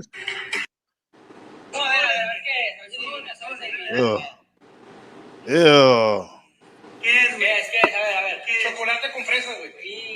What ain't no damn chocolate? That's chicken ass. So I get a lot of comments of people asking me, how did I get on her on the videos where I'm riding her? Well, I'm going to show you guys 3 mounts. starting from easiest to the hardest mount. And I want to make sure you guys know that I am a trained professional. So don't try this at home. So we're going to start with the easiest mount, and that's by her trunk. She's going to pick me up with her trunk. So let's back up for a second. She's going to head down. Head down. Good girl. I'm going to wrap my leg here, and she's going to lift me up. Oh. Woo! Then I come here. I'm going to climb up over her head. That's And cool. then I'll be on her back, just like this. Let's remember we have to give her a cookie because she did a good job. Hang on, babe. I got them. I'm coming. I'm coming with the cookies. And then I give her. Oh, look at this.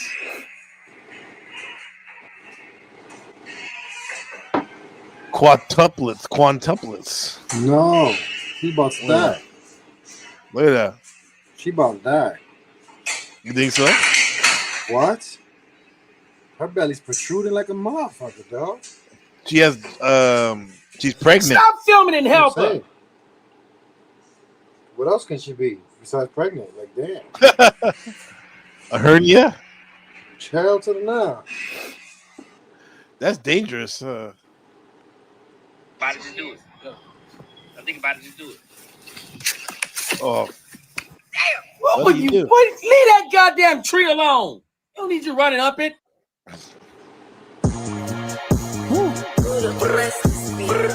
Dope boy phone, dope boy phone, dope boy phone, dope. What the hell?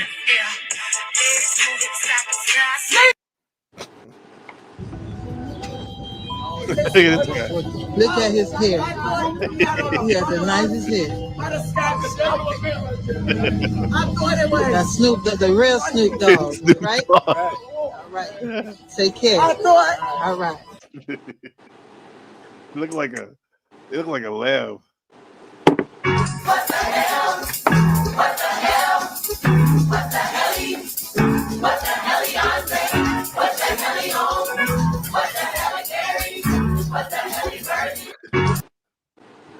Oh shit. You see this bone? Make video, otherwise nobody will believe what happens next. Let's see. Kidding me, man. What's he gonna do? Attack somebody?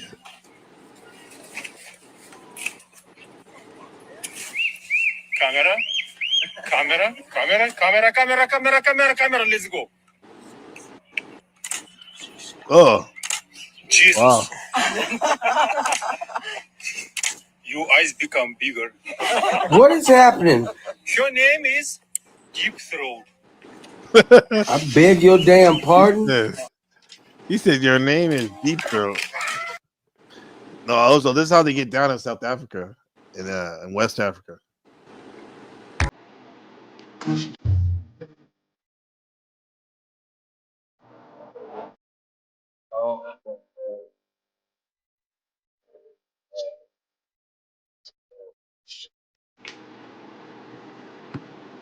Oh shit. Stay with me. I don't want you away. What the fuck?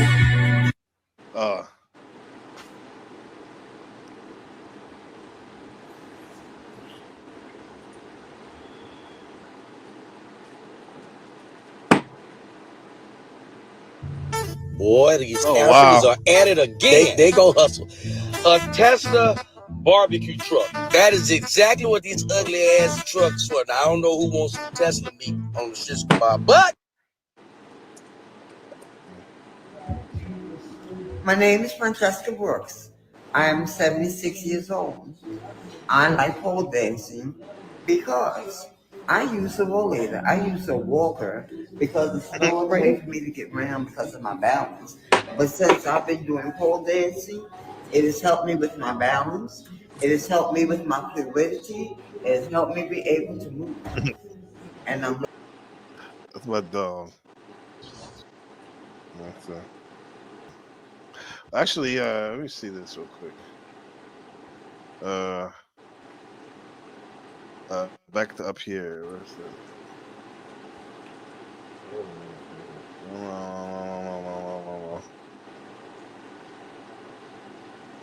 Wait a minute. Let's see this real quick. Well, I figure this out real quick. Let me see.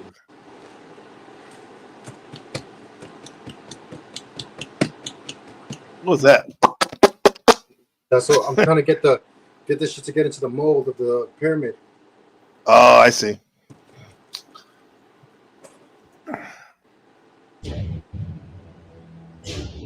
This scene made me think that the deer was Oh, fleeing wow. from some dark force in the forest. Damn. Even in the zoo, lions would never forget their wild nature.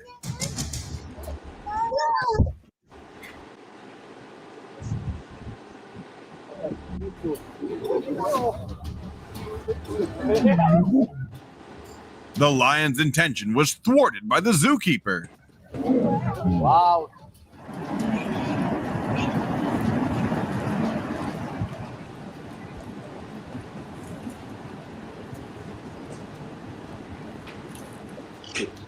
Last time you took about a minute or two. Who is knocking? I was taking a nap. That is crazy, dude. This is what happens when you encounter a level 1 Pidgeot without a Pokemon. Hey, hey, hey. Ah. Hey. Who the hell? This guy tested the patience of the bear by locking himself in an iron cage. It's almost like he doesn't like it. The hunger of this animal is no joke.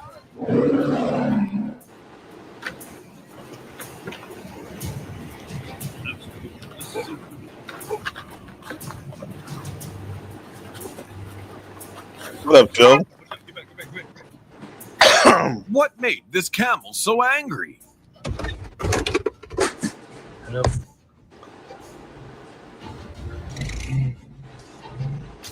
I want to show you something about this dirty history. If you want to attract seagulls at the beach, just bring along a box full of food.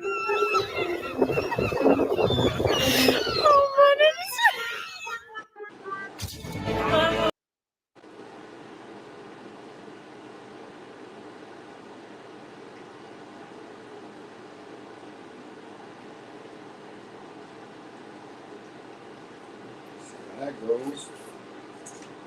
This restaurant. Need one edible.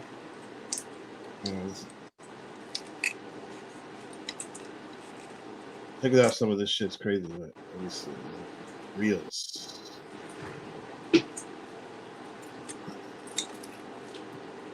To get at what you want. We designed the smaller top shelf for long-handled pans to allow full use of the shelf space below. Is the vegetable preparation and dishwashing center. Wow.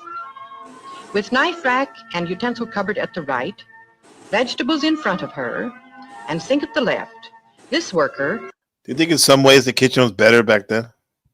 has a step-saving setup for preparing vegetables. A garbage hatch in the counter eliminates stooping and avoids repeated handling of garbage. These revolving corner shelves make it possible to store the heavy and frequently used foods near working level. They are roomy enough to hold all of the staple supplies used here. Okay, what kind of smile is that? It is a glad to be done smile. How was it? I feel like it was harder than the first 2 times. Oh no. Such minutia that I was like, really? I was thinking it wouldn't be quite. They're saying in order to be the Gettysburg tour guide, it has a 90% failure rate. The test to be it. 90%, yeah. That 158 people lined up, and only and 90% of them failed. It's so detailed. Where did a sketch artist, where was he born? I don't know where he was born. I got it wrong. It's probably, I put Alfred Woad. I put Edwin Forbes. I put So Edwin between those Forbes. two. Oh, goodness. I put Woad too. I found out I don't know a lot. Okay, you don't sound that optimistic. I'm not. You get the best of the best when you make the test that hard. So, Daddy scored in the 60s, and he's not going to make the cut, but just going to be a couple years, and we'll be working in Gettysburg, okay? Case.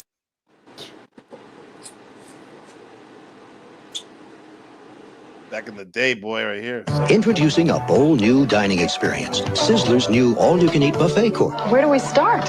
Individual islands of specially prepared foods. Let's start at the salad bar. Which end? Pasta.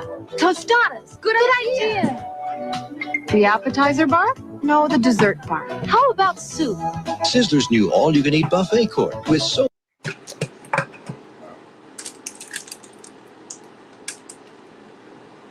Now, how do you get out of a chair gracefully and with poise?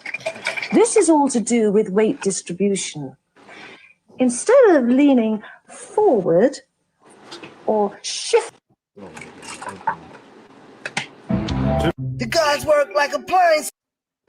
You like Fat Joe? Just dealing in my cipher. Sambo's welcomes 19. In your. When a meter maid pulls up to 6. Oh, back in the Bay Area. Okay, here we go. This is in the Bay. Check this out, Elzo. Man falls on track. Get out, get out, get out, get out, get out!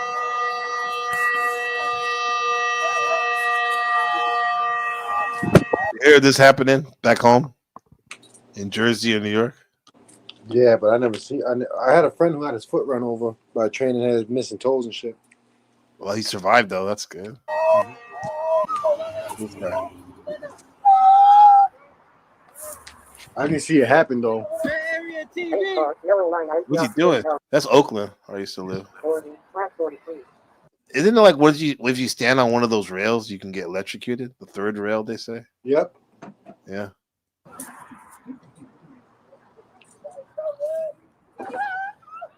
Oh my God, it's stupid. The hell? You got problems.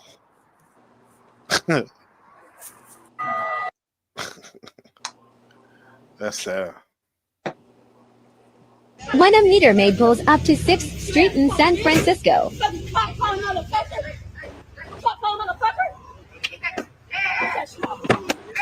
Whoa. Oh, you see that? You see that? Out of control. He's gonna try to hit her. He gonna hit her. He gonna hit her. He gonna fuck her up. Yeah, he gonna fuck her up. Walks right by the police. Wow. Sixth Street in San Francisco is like zombie land, dog. One of those streets like Night of the Living Dead. Man. Yeah, it's wild out there, man. Heck. Oh my God! I cannot believe I just seen that. I cannot believe I just seen that. Yeah, it's wild. Oh my God, he's running? He's fucking running? He's fucking running. I mean, that's what you did. But you know they watch that shit. I ain't even gonna get mad. I'm young, black and rich. She tryna sell me lies, bitch. I ain't buying shit. If we ain't talking money, then. Hey, what the fuck you doing coming down my block? What is you doing in this hot ass shit, man? What you doing, nigga? Yeah. What is you doing in this hot ass shit? Noel's doing that my shit. shit. They got shit going on. Yeah. Come on.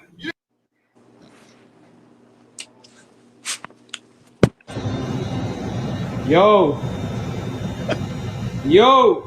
The Tenderloin that's Skid Row in San Francisco. They call it the Tenderloin. Yo.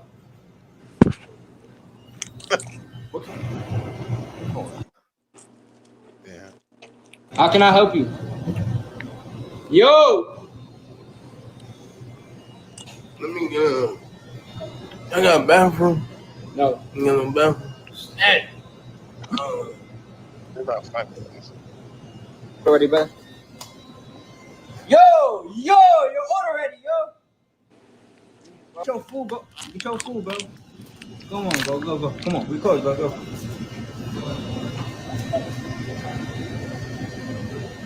Yo. My grandkid asked me what I used to slap back in the day, so I played him this slapper right here. Feel me?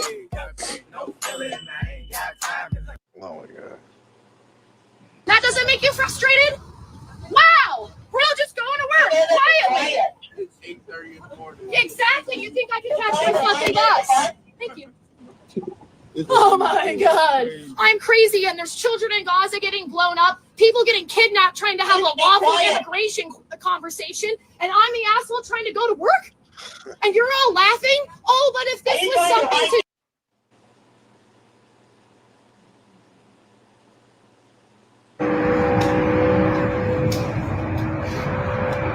You okay with heights? Yeah. You can do something like this? Yeah. Yeah. Mm.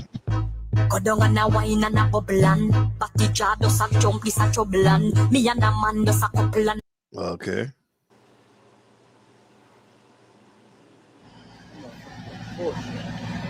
Fireworks. Yeah.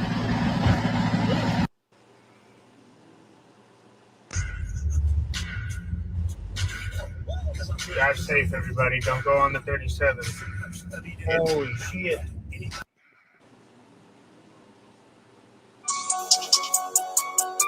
Mm.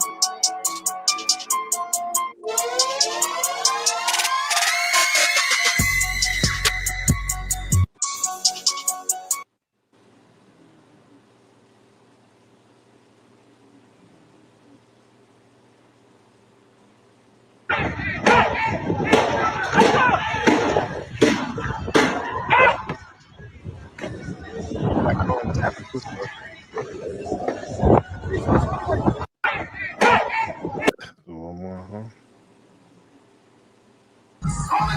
Come on.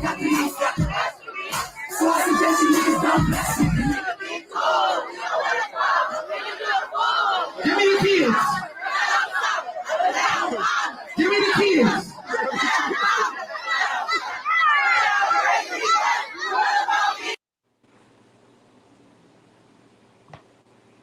Right back.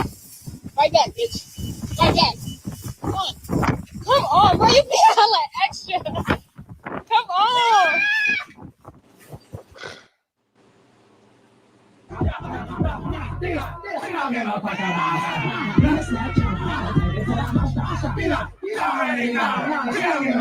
Yo, I'm gonna have to fall back. You heard? All right, Ozo. Thanks for hanging out, bro. No doubt, man. Thanks. I just Have a finished good night, man. making What'd you everything make? for tomorrow. Some edibles for tomorrow. Okay. Oh yeah, that's right. Yep. Yeah. Could be a big night. We got to tap Yeah. in and let us know how it went. Word, no doubt, man. I'll holler at you Yeah. tomorrow, man. All right. Peace, bro. Peace, man. Yeah. And with that said, thanks everyone for coming out. Go ask Alice, what is LSD? Trump Epstein birthday card, Aries moon. Who's your favorite painter? Okay. Me. Paint your masterpiece with your actions and your thoughts and the love you give out to each other. And thank you, Markella, for being here with us. Texas Blue and Joe Cool, Voy, Vengeful Truther.